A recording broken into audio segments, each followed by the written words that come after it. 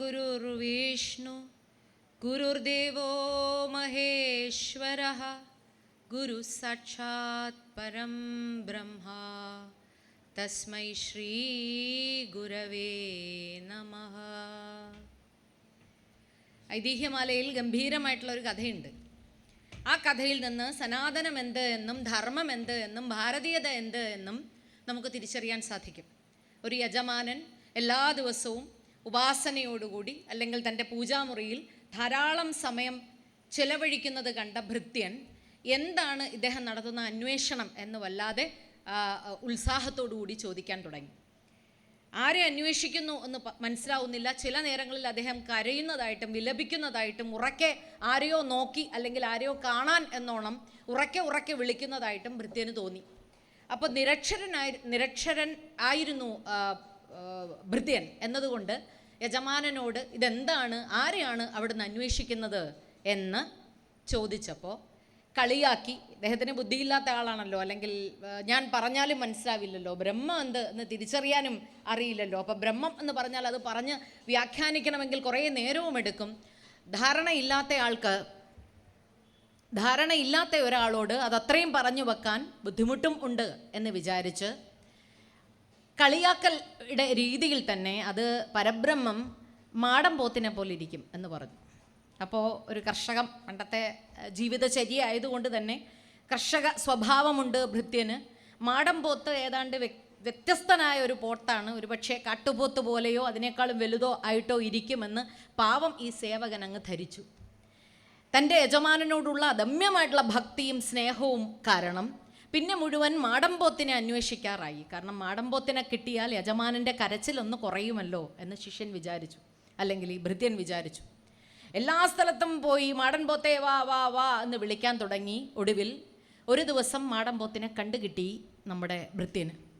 സേവകൻ മാടമ്പോത്തിനെയും കൊണ്ട് വീട്ടിലേക്ക് വരികയും വീട്ടിൽ ഒരു മരത്തിൻ്റെ ചോട്ടിൽ അതിനെ തൻ്റെ കയറുകൊണ്ട് തന്നെ കെട്ടിയിടുകയും ചെയ്തിട്ട് അകത്തേക്ക് സന്തോഷപൂർവ്വം കൃതാർത്ഥതയോടുകൂടി തന്നെ വിളിച്ചു കൂവി, പ്രഭോ ഓടി വരൂ, ഞാൻ കൊണ്ടുവന്നിട്ടുണ്ട് പരംബ്രഹ്മം, ദേ എൻ്റെ ഒപ്പം വന്നു.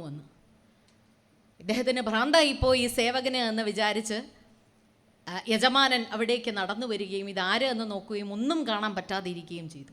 പക്ഷെ വീണ്ടും ഉറക്കെ ഇയാൾ നിലവിളിച്ചപ്പോൾ ഇയാളുടെ അടുത്തേക്ക് തന്നെ വന്ന് നോക്കുമ്പോൾ സാക്ഷാൽ പരംബ്രഹ്മം ആരെയാണോ ഉപാസിച്ചുകൊണ്ടിരുന്നത് അത് മാടമ്പോത്തിൻ്റെ വേഷത്തിൽ തന്നെ കഴുത്തിൽ കയറുമിട്ട് ഇങ്ങനെ വളരെ ആശ്രിതനായി തന്നെ മരത്തിനോട് ചേർന്ന് നിൽക്കുന്നത് കാണാൻ പറ്റി. സനാതനം എന്ത് എന്നും ഭാരതീയത എന്ത് എന്നും ധർമ്മം എന്താണ് എന്നും നമ്മുടെ സംസ്കാരം എന്താണ് എന്നും ഒന്ന് വെറുതെ നോക്കിയാൽ ഇതും സനാതനമാണ്. അറിവ് വേണ്ട, ധാരണ വേണ്ട, നിഷ്കളങ്കമായിട്ടുള്ള ഭക്തിയുണ്ട് എങ്കിൽ നിനക്ക് ബ്രഹ്മമാകാൻ പറ്റും, ബ്രഹ്മത്തിനെ കയ്യിലെടുക്കാൻ പറ്റും, കയറിട്ട് ചുറ്റിക്കെട്ടാൻ പറ്റും, നിൻ്റെ കാൽക്കീഴിൽ കൊണ്ടുവരാൻ പറ്റുമെന്നും പഠിപ്പിച്ച ഏകതതി ഈ ലോകമെമ്പാടും നമ്മൾ അന്വേഷിച്ച് നോക്കിയാൽ മറ്റൊരു സംസ്കാരത്തിൽ നമുക്ക് കണ്ടെത്താൻ സാധിക്കില്ല.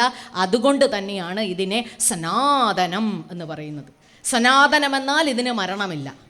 അപ്പോൾ നിഷ്കളങ്ക ഭക്തിയെപ്പറ്റി ഒരു ഉദാഹരണം ഞാൻ പറഞ്ഞുവെങ്കിൽ, ഭക്ഷണം ഉപേക്ഷിച്ച്, ജലം ഉപേക്ഷിച്ച്, വായുവും ഉപേക്ഷിച്ച് കേവലം സൗരോർജം മാത്രം ഭുജിച്ചുകൊണ്ട് അല്ലെങ്കിൽ ആഗിരണം ചെയ്തുകൊണ്ട് 1500 വർഷങ്ങൾക്കപ്പുറവും അല്ലെങ്കിൽ അതിനും മേലെ കൈലാസഭൂവിൽ തപം ചെയ്യുന്ന യോഗിവര്യന്മാരുണ്ട് എന്ന് അവിടെ പോയവരും കണ്ടവരും സാക്ഷിപത്രങ്ങൾ എഴുതി വയ്ക്കുന്നു. സനാതനം മരിക്കാതെ തന്നെ നിൽക്കുന്നത്, കെടാതെ തന്നെ നിൽക്കുന്നത് ഇത്തരം യോഗിവര്യന്മാർക്ക് ജന്മം നൽകിയ തതിയാണ്, ധർമ്മമാണ് എന്ന അർത്ഥത്തിലുമാണ്. ഇനി നമ്മുടെ നാട്ടിൽ ദൈവങ്ങൾ അല്ലെങ്കിൽ പേര് വിളിക്കാൻ പറ്റുന്ന ഗുരുക്കന്മാർ എന്നതിനുമൊക്കെ അപ്പുറം യോഗിമാരാണുള്ളത്. ആരാണോ അവനവനെ അന്വേഷിക്കുന്നത്, ആരാണോ ബ്രഹ്മത്തിനെ കണ്ടുപിടിക്കാനായി ശ്രമം നടത്തുന്നത്, ആരാണോ സെൽഫ് റിയലൈസേഷൻ അഥവാ ആത്മസാക്ഷാത്കാരത്തിന് വേണ്ടി പ്രവർത്തനം നടത്തുന്നത്, അവരെ എല്ലാവരെയും നമ്മൾ അന്വേഷകർ എന്ന ഒറ്റൊരു പട്ടികയിൽ യോഗിമാർ എന്ന് വിവക്ഷിക്കുന്നു. സനാതനധർമ്മത്തിൻ്റെ തീഷ്ണമായ ഒരു ധാർമ്മിക ബോധം എന്ന് ഞാൻ വിശ്വസിക്കുന്നത് ഇത്തരം യോഗികളുടെ സാന്നിധ്യമാണ്. ഇനി സാമൂഹിക ക്രമത്തിൽ കൃത്യമായി ഇടപെടുന്ന സന്യാസി വര്യന്മാരും എണ്ണത്തിൽ വണ്ണത്തിൽ നോക്കിയാൽ ധാരാളമുണ്ട് നമ്മുടെ നാട്ടിൽ. ശ്രീനാരായണ ഗുരു, സ്വാമി വിവേകാനന്ദൻ, ചട്ടമ്പി സ്വാമികൾ ശങ്കരാചാര്യർ പേരെടുത്ത് പറയാവുന്ന തന്നെ ആത്മീയ അന്വേഷകർ, അവർ അന്വേഷണം നടത്തുക മാത്രമല്ല ചെയ്തത്, ആ അന്വേഷണത്തിൽ നിന്ന് കിട്ടിയ മുത്തുകൾ സമൃദ്ധമായി സമൂഹത്തിൽ വാരി വിതറുകയും പരിവർത്തനത്തിൻ്റെതായിട്ടുള്ള പാത തുറന്നു കൊടുക്കുകയും ചെയ്തു. അതും സനാതനധർമ്മത്തിൻ്റെ പ്രത്യേകത തന്നെയാണ്. സംഭവാമി യുഗേ യുഗേ എന്ന് സാക്ഷാൽ ഭഗവത്ഗീതയിൽ ഉറക്കെ ഭഗവാൻ എന്നോടും നിങ്ങളോടും നമ്മൾ ഓരോരുത്തരോടും പറഞ്ഞത്, എപ്പോഴൊക്കെ നീതി ഇല്ലാതെയാകുന്നു, എപ്പോഴൊക്കെ നന്മ അത് കെട്ടുപോകുന്ന അവസ്ഥയിലേക്ക് വരുന്നു, തിന്മ വല്ലാണ്ട് പെരുകി വരുന്നു, അപ്പോഴെല്ലാം ഞാൻ ജനിക്കുന്നു. അത് രാഷ്ട്രീയ രംഗത്താണെങ്കിലും സാമൂഹിക രംഗത്താണെങ്കിലും കലാരംഗത്താണെങ്കിലും അത്ഭുതങ്ങൾ പ്രവർത്തിക്കുന്ന വ്യക്തികളെ ചേർത്ത് വെച്ചാൽ സനാതനധർമ്മത്തിൻ്റെ മൂല്യം അല്ലെങ്കിൽ സനാതനധർമ്മത്തിൻ്റെ മുതൽക്കൂട്ട് എന്ന് തന്നെ ഉറക്കെ പറയാവുന്നത് ഇത്തരം നിസ്വനരായിട്ടുള്ള ഗുരുപുങ്കവന്മാരുമാണ്. ഇനി അതിനുമൊക്കെ അപ്പുറം നമ്മുടെ തതി മാത്രം ലോകത്തിന് നൽകിയ ഏറ്റവും വലിയൊരു സംഭാവന എന്ന് പറയുന്നത് എനിക്കും നിങ്ങൾക്കും അല്ലെങ്കിൽ സനാതനധർമ്മത്തിന് ആധ്യാത്മികത എന്ന് ഒന്ന്, ഭൗതികത എന്ന് വേറൊന്ന് അല്ല. ഇത് രണ്ടും ചേർന്ന് തന്നെയാണ് കിടക്കുന്നത്. അതുകൊണ്ടാണ് പഞ്ചമഹായജ്ഞം എന്നൊക്കെ നമ്മൾ കൊണ്ടാടുന്നത്. അനുദിനം വീട്ടിൽ നെരുപ്പോട് കത്തിച്ചു വെച്ച് അല്ലെങ്കിൽ അടുപ്പ് കത്തിച്ചു വെച്ച് അതിലേക്ക് ഇച്ചിരി ഹവിസായി ചോറിട്ട് കൊടുക്കുന്ന ഏതൊരമ്മയും ചെയ്യുന്നത് യജ്ഞരൂപേണയാകുമ്പോൾ അത് യജ്ഞമായി പരിണമിക്കുന്നത്. സ്നേഹത്തോടെ, ഇഷ്ടത്തോടെ, പ്രാർത്ഥനാനിർഭരമായ മനസ്സോടുകൂടി എന്തർച്ചിക്കുന്നോ, എന്ത് സമർപ്പിക്കുന്നോ അത് യജ്ഞഭൂമികയിൽ നറുനെയ് എങ്ങനെയാണോ ആചാര്യന്മാർ സമർപ്പിക്കുന്നത് അതേ തലത്തിൽ തന്നെയാണ് വെക്കുന്നത്. ഇത് രണ്ടും രണ്ടല്ല, ഒന്നാണ് എന്ന് ഉറക്കെ ഘോഷിക്കുന്ന നമ്മുടെ ധർമ്മം, ആ ധർമ്മത്തിന് പറയുന്ന പേര് സനാതനം. ഈ പേര് ധാരാളം നമ്മൾ കേൾക്കാറുണ്ടെങ്കിലും ഇതിൻ്റെ അർത്ഥം എന്ത് എന്ന് ഒരുപാട് പേര് അന്വേഷിക്കാറില്ല. ഇതിനെ ഒരു ജാതിയുടെ പേരിലോ മതത്തിൻ്റെ പേരിലോ ഒരു ചട്ടക്കൂടിനുള്ളിൽ നിർത്താൻ സാധിക്കാത്തതിന് കാരണം ഇതിൻ്റെ ഈ രണ്ട് വാക്കുകളിലെ രണ്ടാമത്തെ വാക്ക് തന്നെയാണ്. അതിൻ്റെ പേര് ധർമ്മം എന്നതാണ്. സനാതനം ഞാൻ സംവദിച്ചു കഴിഞ്ഞു. മരണമില്ലാത്തത്, എന്നെന്നും നിലനിൽക്കുന്നത്. എന്ന് തുടങ്ങി എന്നറിയില്ല, നമുക്കറിയില്ല. ശിവലിംഗം അന്വേഷിച്ച് സാക്ഷാൽ ശിവലിംഗത്തിൻ്റെ ഉൽപ്പത്തിയും ഒടുക്കവും അന്വേഷിച്ച് സാക്ഷാൽ വിഷ്ണു ഭഗവാനും ബ്രഹ്മാവും പോയതുപോലെ തന്നെയാണ്. ഒടുക്കം കാണാൻ പറ്റില്ല, ഇതിൻ്റെ തുടക്കം കാണാൻ പറ്റില്ല. എവിടെ തുടങ്ങി എന്നറിയില്ല, എന്നൊടുങ്ങും എന്ന് ഉറപ്പുമില്ല, അല്ലെങ്കിൽ ഒടുങ്ങില്ല എന്നാണ് നമ്മുടെ ഉറപ്പ്. അപ്പോൾ അത്തരം നൈരന്തര്യം ഇതിനുള്ളത് കൊണ്ടാണ് ഇതിനെ സനാതനം എന്ന് പറയുന്നത്. പക്ഷേ ധർമ്മം എന്താണ്? ഇതൊരു മതമല്ല എന്ന് ഞാൻ പറഞ്ഞപ്പോൾ അതിനെ അങ്ങനെ ഒരു ചെറിയ ചട്ടക്കൂടിൽ നിർത്താൻ പറ്റില്ല. പകരം ജീവിതചര്യ എങ്ങനെ വേണമെന്ന് നിഷ്കർഷിക്കുന്ന ചില ഒരു കൂട്ടം നിയമങ്ങളെ, നോംസിനെ, നിയമം എന്ന് പറയുന്നത് ഡൂസ് ആൻഡ് ഡോൺസ് എന്ന് നമ്മൾ പറയുന്ന ഋതുകളും ആഗാമുകളുടെയും കൂട്ടത്തിനെ വേണമെങ്കിൽ ധർമ്മം എന്ന് പറയാം. അതിനുമൊക്കെ അപ്പുറം നമ്മളോടായി ദൈനംദിനം നീ എത്ര രൂപപകർച്ചകൾ നിനക്കുണ്ടാകുന്നോ ആ രൂപപകർച്ചയിലെല്ലാം നീ അനുധാവനം ചെയ്യേണ്ടതായിട്ടുള്ള, നീ അനുവർത്തിക്കേണ്ടതായിട്ടുള്ള ചില തത്വങ്ങളുണ്ട് എന്നുറക്കെ പറഞ്ഞാൽ അത് തന്നെയാണ് ധർമ്മം. അതുകൊണ്ട് ഞാനിവിടെ നിങ്ങളുടെ മുമ്പിൽ നിൽക്കുമ്പോൾ ഇവിടെ ഞാൻ അനുവർത്തിക്കുന്നത് പ്രഭാഷക ധർമ്മവും അവിടെ ഇരിക്കുന്ന ഓരോരുത്തരും ശ്രോതാക്കളുടെ ധർമ്മവും. എന്നാൽ വീടിനെപ്പറ്റി ഒരു നിമിഷം ചിന്തിച്ചു പോയാൽ പുത്രൻ്റെയോ പുത്രിയുടെയോ അമ്മയുടെയോ അച്ഛൻ്റെയോ മകൻ്റെയോ മകളുടെയോ സഹോദരൻ്റെയോ സഹോദരിയുടെയോ ധർമ്മങ്ങളും ചേർന്ന് വെച്ച്, ഇനി നമ്മൾ തൊഴിലിടത്തിലുണ്ടെങ്കിൽ അധ്യാപികയുടെയോ ഡോക്ടറിൻ്റെയോ ഒക്കെ ആയിട്ടുള്ള ധർമ്മങ്ങളും ചേർന്ന് ആണ് ഒരു വ്യക്തി എന്നതുകൊണ്ട് ആ ധർമ്മം സമൂഹത്തെ പരിപോഷിപ്പിക്കാനാണെങ്കിൽ അത് കൊള്ളാം, അത് നല്ലത്. അല്ല എങ്കിൽ നിനക്ക് നീ തന്നെ വിപത്തുണ്ടാക്കും എന്ന് പൂർവസൂരികൾ പല കഥാരൂപേണ എനിക്കും നിങ്ങൾക്കും പറഞ്ഞു തന്നിരിക്കുന്നു. സനാതന ധർമ്മത്തെപ്പറ്റി ഞാൻ ഓടിച്ചൊന്ന് പറഞ്ഞു പോയി എങ്കിലും തുടക്കത്തിൽ നിവർന്നു നിന്ന് തന്നെ നാം തീരുമാനമെടുക്കേണ്ടതുണ്ട്. നമ്മുടെ ഈ സംസ്കാരവും ഈ ഭാരതീയതയും നമ്മുടെ രാഷ്ട്രത്തെ പോലെ തന്നെ സനാതനമാണ്. ഈ രാഷ്ട്രത്തോടൊപ്പം അല്ലെങ്കിൽ ഈ സംസ്കാരത്തോടൊപ്പം രൂപം കൊണ്ട നൂറുകണക്കിന് സംസ്കാരങ്ങൾ, അല്ലെങ്കിൽ അതിനുശേഷം അതിന് കോടാനുകോടി അല്ലെങ്കിൽ ആയിരക്കണക്കിന് വർഷങ്ങൾക്ക് ശേഷം രൂപം കൊണ്ട നൂറുകണക്കിന് സംസ്കാരങ്ങൾ കെട്ടടങ്ങിപ്പോയി. എന്നിട്ടും അകത്തും പുറത്തും ഒളിഞ്ഞും തെളിഞ്ഞും ഉള്ള ആക്രമണങ്ങൾക്ക് എന്നും വിധേയം ആയിക്കൊണ്ടിരുന്നിട്ടും ഈ സംസ്കാരം കെടാതെ നിൽക്കുന്നത് ഇതൊരു മതമല്ലാത്തത് കൊണ്ടാണ്. ഇത് പുലർത്തുന്ന കേമമായിട്ടുള്ള ധാർമ്മികത, ധർമ്മബോധം ഒന്നുകൊണ്ട് മാത്രമാണ്. ഈ ഗ്രന്ഥം ഈ നമ്മുടെ സംസ്കാരം അല്ലെങ്കിൽ സനാതനധർമ്മത്തിന് ഇങ്ങനെ സനാതന സ്വഭാവം വരാൻ കാരണമെന്ത് എന്ന അന്വേഷണങ്ങൾ ഒന്ന് ചിട്ടപ്പെടുത്തി ലഘുവായി പറഞ്ഞു പോകാമെന്ന് ഞാൻ വിചാരിക്കുന്നു. സമുദ്ര ജലത്തിനെ ഒരു കുഞ്ഞ് കൈക്കുമ്പിളിൽ ഒതുക്കാൻ ഞാൻ നടത്തുന്ന അതിഭീകരമായ ശ്രമമാണെന്ന് എനിക്കും കേൾവിക്കാരായ നിങ്ങൾക്കും ബോധ്യമുണ്ട്. എങ്കിലും ചേർന്ന് നിൽക്കേണ്ടതുണ്ട്. നമ്മൾ സംസാരിക്കുന്നത് നമ്മുടെ കുടുംബത്തെ പറ്റിയും നമ്മുടെ സംസ്കാരത്തെ പറ്റിയും എന്നെയും നിങ്ങളെയും നിവർത്തിപ്പിടിക്കുന്ന ആശയ സംഹിതയുടെ പിന്തള്ളലും ചേർത്താണ് എന്നതുകൊണ്ട് അത്തരം പ്രയാസകരമായ ഒരു ശ്രമം നടത്താം എന്ന് വിചാരിക്കുന്നു. സനാതനധർമ്മത്തിൻ്റെ ഊർജ സ്രോതസ് എന്ത് എന്ന് അന്വേഷിച്ചാൽ മറുപടി കിട്ടുക അമൂല്യങ്ങളായിട്ടുള്ള ഗ്രന്ഥങ്ങളാണ്. ആ ഗ്രന്ഥങ്ങൾ വേദങ്ങളായി, ഉപനിഷത്തുകളായി, പുരാണങ്ങളായി, ഇതിഹാസങ്ങളായി, ശ്രുതി, സ്മൃതി, ശാസ്ത്രങ്ങൾ, ഉപവേദങ്ങൾ, ഇങ്ങനെ പേരെടുത്ത് പറയാൻ നമുക്ക് സാധിക്കാത്ത അത്ര തന്നെ എണ്ണം ബാഹുല്യത്തോടെയുള്ള ഗ്രന്ഥ സമുച്ചയങ്ങൾ നമുക്കുണ്ട്. ഇനി ചോദ്യോ ഉത്തര രൂപത്തിൽ, അതായത് എപ്പോഴും സംശയാലുവാണ് മനുഷ്യൻ. ഇത് ഹൈലി സയൻറ്റിഫിക് ആയിട്ടുള്ള കണ്ടമാനം ശാസ്ത്രനിബദ്ധമായിട്ടുള്ള മനസ്സുള്ള ആൾക്കാണ്. ഇത് കുട്ടികളിലും ശ്രദ്ധിച്ചാൽ അറിയാം. ഒരു ചോദ്യം ചോദിക്കുന്ന ഒരു മൃഗത്തിനെയും നമ്മൾ കണ്ടിട്ടില്ല.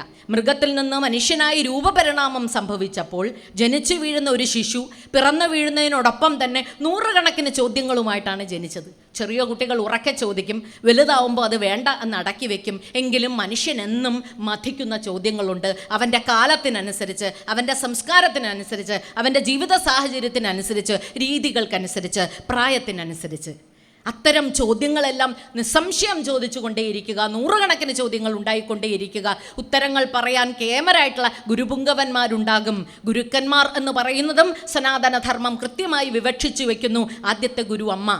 മഞ്ഞപ്പാലിനൊപ്പം ആദ്യത്തെ സ്വരവും ആദ്യത്തെ അക്ഷരവും നാവിൻ തുമ്പിൽ ഇറ്റിച്ചു തരുന്നു എന്ന അർത്ഥത്തിൽ തന്നെ അമ്മ, പിന്നെ അച്ഛൻ, പിന്നെ ഗുരു, പിന്നെ സമൂഹം.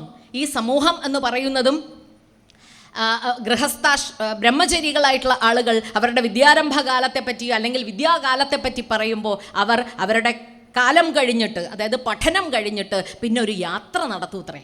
ആ യാത്രയിൽ കണ്ടുമുട്ടുന്ന ഗുരുക്കന്മാരാണ് അത്ഭുതകരമായിട്ടുള്ള ആൾക്കാർ. പണ്ഡിതന്മാർ മാത്രമല്ല, ആകാശവും ഭൂമിയും കാറ്റിനും പറയാൻ പലതുമുണ്ട്. കാറ്റ് പറയുന്നത് എന്താവാം? എല്ലാ പൂവിലും മുട്ടിപ്പോകുന്ന കാറ്റ്. ആ പൂവിൻ്റേതായിട്ടുള്ള ഗന്ധം ദുർഗന്ധമോ സുഗന്ധമോ ആകട്ടെ, ആ ചെടിയുടേതായിട്ടുള്ള ഗന്ധം പേറി വരുന്നുവെങ്കിലും അത് താൽക്കാലികമായി മാത്രം, കാറ്റിനൊരു മാറ്റവും വരുന്നില്ല. കാറ്റ് കാറ്റായി നിൽക്കുകയും സ്പർശിക്കുന്നതെല്ലാം സ്പ്രെഡ് ചെയ്യുകയും ചെയ്യുന്ന തലം, ആ തലം മനസ്സിലാക്കി തരുന്നു. ഭൂവിനെ രാവിലെ തൊട്ടുവന്ദിക്കുന്നത്, ഭൂമിദേവിയെ തൊട്ടുവന്ദിച്ച് വിനയാന്വിതരായിരിക്കുമ്പോഴും പിറന്ന മണ്ണ് സ്വർഗത്തേക്കാൾ മഹത്തരം എന്നുറക്കെ ഘോഷിക്കുമ്പോഴും ഭൂമി എന്ത് എന്നും ഈ ഭൂവിൽ നിന്നാണ് നീ ഊർജം ഉൾക്കൊണ്ട് പിറവിയെടുത്തത് എന്നും ഇനി നിനക്ക് പോകേണ്ടതും മടങ്ങിപ്പോകേണ്ടതും ഈ ഭൂവിലേക്ക് തന്നെയാണ് എന്ന പഞ്ചഭൂത സിദ്ധാന്തവും പഠിക്കാൻ വിദ്യാർത്ഥികൾ ഇറങ്ങി നടക്കുന്നുണ്ട്. ആകാശം നമുക്ക് മുമ്പിൽ കാട്ടിത്തരുന്ന വലിയ പരപ്പുണ്ട്, അനന്തതയുണ്ട്. ആ ആകാശം നീ സൃഷ്ടിക്കുന്ന നിനക്ക് ചുറ്റുമുള്ള സ്പേസിനപ്പുറം, നിനക്ക് കാണാൻ വിഭാവന ചെയ്യാൻ പറ്റാത്ത അപ്പുറം ഈ പ്രപഞ്ചം എന്ന് പറയുന്നത് നമ്മുടെ കണ്ണുകൾക്കപ്പുറം അകക്കണ്ണുകൊണ്ട് അളക്കാൻ ശ്രമിക്കുകയോ അളന്നില്ലേലും സാരമില്ല, അതിൻ്റെ ഒരറ്റത്ത് കിടക്കുന്ന, ഒരു കോണിൽ കിടക്കുന്ന ഒരു കുഞ്ഞാണ് നീ എന്ന തിരിച്ചറിവ് ഉണ്ടാവുമ്പോഴാണ് ആകാശത്തോളം ഞാനും നിങ്ങളുമൊക്കെ വളരുക എന്ന ധാരണയും അവിടെ നിന്നാണ് ലഭിക്കുക. ഒന്ന് ആലോചിച്ച് നോക്കിയാൽ വിനയാന്വിതരായി നാം ചെയ്യുന്ന ഓരോ പ്രവൃത്തിയും സനാതനധർമ്മിയെ ഇതര ധർമ്മങ്ങളിൽ നിന്ന് വേറിട്ട് നിൽക്കുന്നു. സംസാരിക്കാൻ തുടങ്ങുന്നതിന് മുമ്പ് ഈ മൈക്കിനെ ഞാൻ തൊട്ട് വന്ദിക്കുമ്പോൾ ഇതിനെ ഞാൻ ബ്രഹ്മമായി തന്നെയാണ് കാണുക. ഇതിന് ജീവനില്ല എന്ന് പറയാം, ആധുനികമായിട്ടുള്ളൊരു കണ്ടുപിടുത്തമാണെന്ന് പറയാം. പക്ഷേ ഇത് കേമമായി എൻ്റെ ശബ്ദത്തെ എല്ലാ മനോഹാരിതയോടും കൂടി നിങ്ങളുടെ അടുക്കൽ എത്തിച്ചില്ല എങ്കിൽ ഞാൻ ഈ പറയുന്നതൊക്കെ വെറുതെ ആകുമല്ലോ എന്ന അർത്ഥത്തിൽ ഞാനൊന്ന് മുഖം കുനിച്ചു കൊടുക്കുകയോ ഞാനൊന്ന് ശിരസ് കുനിച്ചു വെക്കുകയോ ചെയ്യുമ്പോൾ അത്ഭുതങ്ങളാണ് സൃഷ്ടിക്കുക. ഇങ്ങനെ വിനയാന്വിതനാകാൻ ഭൂവിനെ തൊട്ട് വന്ദിക്കുകയോ സ്റ്റേജിനെ തൊട്ട് വന്ദിക്കുകയോ കലാകാരനോ കലാകാരിയോ ആണ് എങ്കിൽ മുമ്പിൽ താളമിടുന്ന ആളുടെ മ്യൂസിക്കൽ ഇൻസ്ട്രുമെൻറ്റിനെ തൊട്ടൊന്ന് വന്ദിക്കുകയോ ചെയ്യുമ്പോൾ നാം പുലർത്തുന്ന ആ ഒരു വിനയമുണ്ടല്ലോ, ആ വിനയം നമുക്ക് ഇതര സംസ്കൃതികളിൽ കാണാൻ പറ്റില്ല എന്നുള്ളത് അഭിമാനകരമായ കാര്യമാണ്. പരസ്പരം പ്രത്യഭിവാദനം ചെയ്യുമ്പോൾ നമസ്തേ എന്ന് രണ്ട് കൈയും കൂപ്പി തൊഴുമ്പോൾ ഞാൻ എന്ന് പറയുന്ന ബ്രഹ്മം, നീ എന്ന് പറയുന്ന ബ്രഹ്മത്തെ ദേ വണങ്ങുന്നു എന്ന ഒരു വലിയ വിളിയും കൂടിയുണ്ട്, ഒരു വലിയ പ്രഖ്യാപനവും കൂടിയുണ്ട്, അതിലടങ്ങിയിരിക്കുന്നുണ്ട്. 33 ദേവന്മാരെ ഇങ്ങനെ നിരത്തിയിട്ടിരിക്കുകയാണ്. ത്രിമൂർത്തികൾ അവിടെ നിൽക്കട്ടെ. ത്രിമൂർത്തികൾ സൃഷ്ടിയെന്നും സന്ധാനമെന്നും അതിൻ്റെ സംഹാരമെന്നും അർത്ഥത്തിൽ 3 പേരെ നിർത്തുക. ആ 3 പേരെ വെറുതെ നിർത്തുകയല്ല ചെയ്യുന്നത്, അതിൻ്റെ കൃത്യം നല്ല പാതി തന്നെ ചേർത്ത് വെച്ചുകൊണ്ട് ഉജ്ജ്വലമായിട്ടുള്ള ഏതൊരു തതിക്കും വിഹരിക്കണമെന്നുണ്ടെങ്കിൽ സംസ്കാരം, സംസ്കൃതി വേണമെന്നും കുടുംബം എന്നുള്ള കേമമായിട്ടുള്ള സംസ്കാരത്തിനപ്പുറം മറ്റൊരു സംസ്കൃതി എഴുതി വെക്കാനോ ഫലിപ്പിക്കാനോ സാധ്യമല്ല എന്നും പറഞ്ഞു ഫലിപ്പിക്കുന്നുണ്ട് ഈ ത്രിമൂർത്തി സങ്കല്പത്തിലൂടെ. ത്രിമൂർത്തികളെ വെച്ചാൽ തീരില്ല. എന്നെയും നിങ്ങളെയും പോലെ തന്നെ കലഹപ്രിയരായും ചെറിയ ചെറിയ അസൂയ, കുശുമ്പ്, കുന്നായ്മകളെല്ലാം കൈവശം സൂക്ഷിക്കുന്ന കുഞ്ഞു ദേവന്മാരെയും കൂടെ ദേവതാ സങ്കല്പത്തിൽ നിരത്തി വെച്ചിട്ടുണ്ട്. അത് എണ്ണിയെടുക്കാൻ പറ്റാത്തത് കൊണ്ടാവാം 33 കോടി, അല്ലെങ്കിൽ 33 കോടി മനുഷ്യരുണ്ടായിരുന്ന ഒരു കാലത്താവാം 33 കോടി എന്ന് പേരിട്ട് തന്നത്. ഏത് വേണോ നിനക്കിഷ്ടമുള്ളത് നീ സ്വീകരിച്ചോളൂ, അത് നിൻ്റെ ഇഷ്ടം. ഇനി 33 കോടിയും വേണ്ടേ, നീ പുത്തനൊന്ന് കണ്ടുപിടിച്ചോ, സാരമില്ല. ഇത് പറയുന്ന ഏക സംസ്കൃതി, ഏകധർമ്മം നമ്മുടേതാണ്. അതുകൊണ്ട് തന്നെയാണ്, ആ തരുന്ന സ്വാതന്ത്ര്യം തന്നെയാണ് അതിനെ സനാതനമാക്കി നിലനിർത്തുന്നത് എന്ന് ഞാൻ വിശ്വസിക്കുന്നു. തൊട്ടുമുമ്പിലിരിക്കുന്ന ഭക്ഷണ സാധനത്തിനെ തൊട്ടു നോക്കി കൈകൊണ്ട് തന്നെ കഴിക്കണമെന്ന നിഷ്ഠയും അതിന് തൊട്ടു മുമ്പ് തന്നെ അതിനെ ഒന്ന് വന്ദിക്കാനുള്ള അന്നം ബ്രഹ്മം. ഇപ്പോൾ മുറിച്ച് കീറിയ ജീവജാലങ്ങളെയെല്ലാം നിരത്തി ഇങ്ങനെ വെച്ചിട്ട് അതിനെ നോക്കി അന്നം ബ്രഹ്മം എന്ന് പറയാൻ സാധിക്കുമോ എന്ന് എനിക്കറിയില്ല. അങ്ങനെ തൊഴാൻ നമുക്ക് സാധിക്കാതെ പോകുമ്പോൾ ബ്രഹ്മമാണ് നിനക്ക്, ബ്രഹ്മമാണ് നീ ഭുജിക്കുന്നത് എന്ന പ്രാർത്ഥനയാണ് ഒരുപക്ഷെ നിന്നിൽ ഊർജമായും ഇനി സ്വഭാവ രൂപീകരണമായും നിൻ്റെ സമൂഹത്തിലേക്കുള്ള ഇടപെടലായും മാറുക എന്നുള്ള പഠനം നടക്കാതെ പോയതുകൊണ്ടും ആകാം ഞാൻ വിശ്വസിക്കുന്നു ഇപ്പോൾ ഞാൻ അടങ്ങുന്ന നമ്മുടെ ഈ തലമുറ ശോഷിച്ച് പോകുന്നത്. അന്നം ബ്രഹ്മം എന്ന് പറഞ്ഞാൽ നിർത്തില്ല, അഹം ബ്രഹ്മവുമാണ്. മുമ്പിലിരിക്കുന്ന ഭക്ഷണം മാത്രമല്ല, വൃക്ഷങ്ങളും പക്ഷിയും ചെടിയും ചരാചര ജീവിയും കാണാവുന്ന ചരാചര ജീവിയെ നാണം കൈവിട്ട് കുപ്പിസ്തുതിക്കണം എന്ന് പറഞ്ഞത് ആ അർത്ഥത്തിലാണ്. കാരണം ഇതെല്ലാം ബ്രഹ്മാണ്. അന്നം ബ്രഹ്മം, അഹം ബ്രഹ്മം, ഞാനും ബ്രഹ്മം തന്നെയാണ്. ഇനിയോ സർവം ബ്രഹ്മം. ഈ സർവം ബ്രഹ്മം എന്ന സങ്കല്പമാണ് ഹിരണ്യകശിപുവിൻ്റെ കഥയിൽ നാം കേട്ടിട്ടുള്ളത്. തൂണിലുണ്ടോ, തുരുമ്പിലുണ്ടോ, ഇവിടെ ഉണ്ടോ എന്ന് അഹങ്കാരിയായ ഒരാൾ ചോദിക്കുമ്പം അവിടെ നിന്ന് തന്നെ ഇവിടെ ഉണ്ടേ എന്ന് പറഞ്ഞ് ഇറങ്ങി വരാനൊരു അവതാരമുണ്ടായത്. ഇത് നമ്മെ പഠിപ്പിക്കുന്ന കഥ ചെറുതല്ല, ഇത് നമ്മെ പഠിപ്പിക്കുന്ന പാഠം കുഞ്ഞതല്ല. ഇനി സമ്പൂർണ്ണമായിട്ടുള്ള ധർമ്മം തന്നെ ഒന്ന് എടുത്തു നോക്കുക. അത് ഞാൻ തുടക്കത്തിൽ പറഞ്ഞത്, ഒരു വ്യക്തിയായി നിൽക്കുമ്പോൾ ആ വ്യക്തിക്ക് പലവിധ ധർമ്മങ്ങളുണ്ട്. ആ ധർമ്മങ്ങളെല്ലാം കൃത്യമായി ആചരിക്കുമ്പോഴേ അവൻ സമ്പൂർണ്ണനാവുകയുള്ളൂ. ആ സമ്പൂർണ്ണതയോടെ നിൽക്കുമ്പോൾ മാത്രമാണ് സനാതനധർമ്മം പുകഴ്പ്പെട്ട് നിൽക്കുക. സനാതനധർമ്മത്തിൽ എന്താണ് തെറ്റ്? ശരി തെറ്റുകളുടെ വിലയിരുത്തലുകളൊന്നും നമ്മുടെ ധർമ്മത്തിൽ നടക്കില്ല. പക്ഷേ ഒറ്റക്കാര്യം മാത്രം തെറ്റ് എന്ന് ഉറക്കെ പറയും, അധർമ്മം എന്തോ അത് തെറ്റ്, ധർമ്മമല്ലാത്തതെന്തോ അതെല്ലാം തെറ്റ്.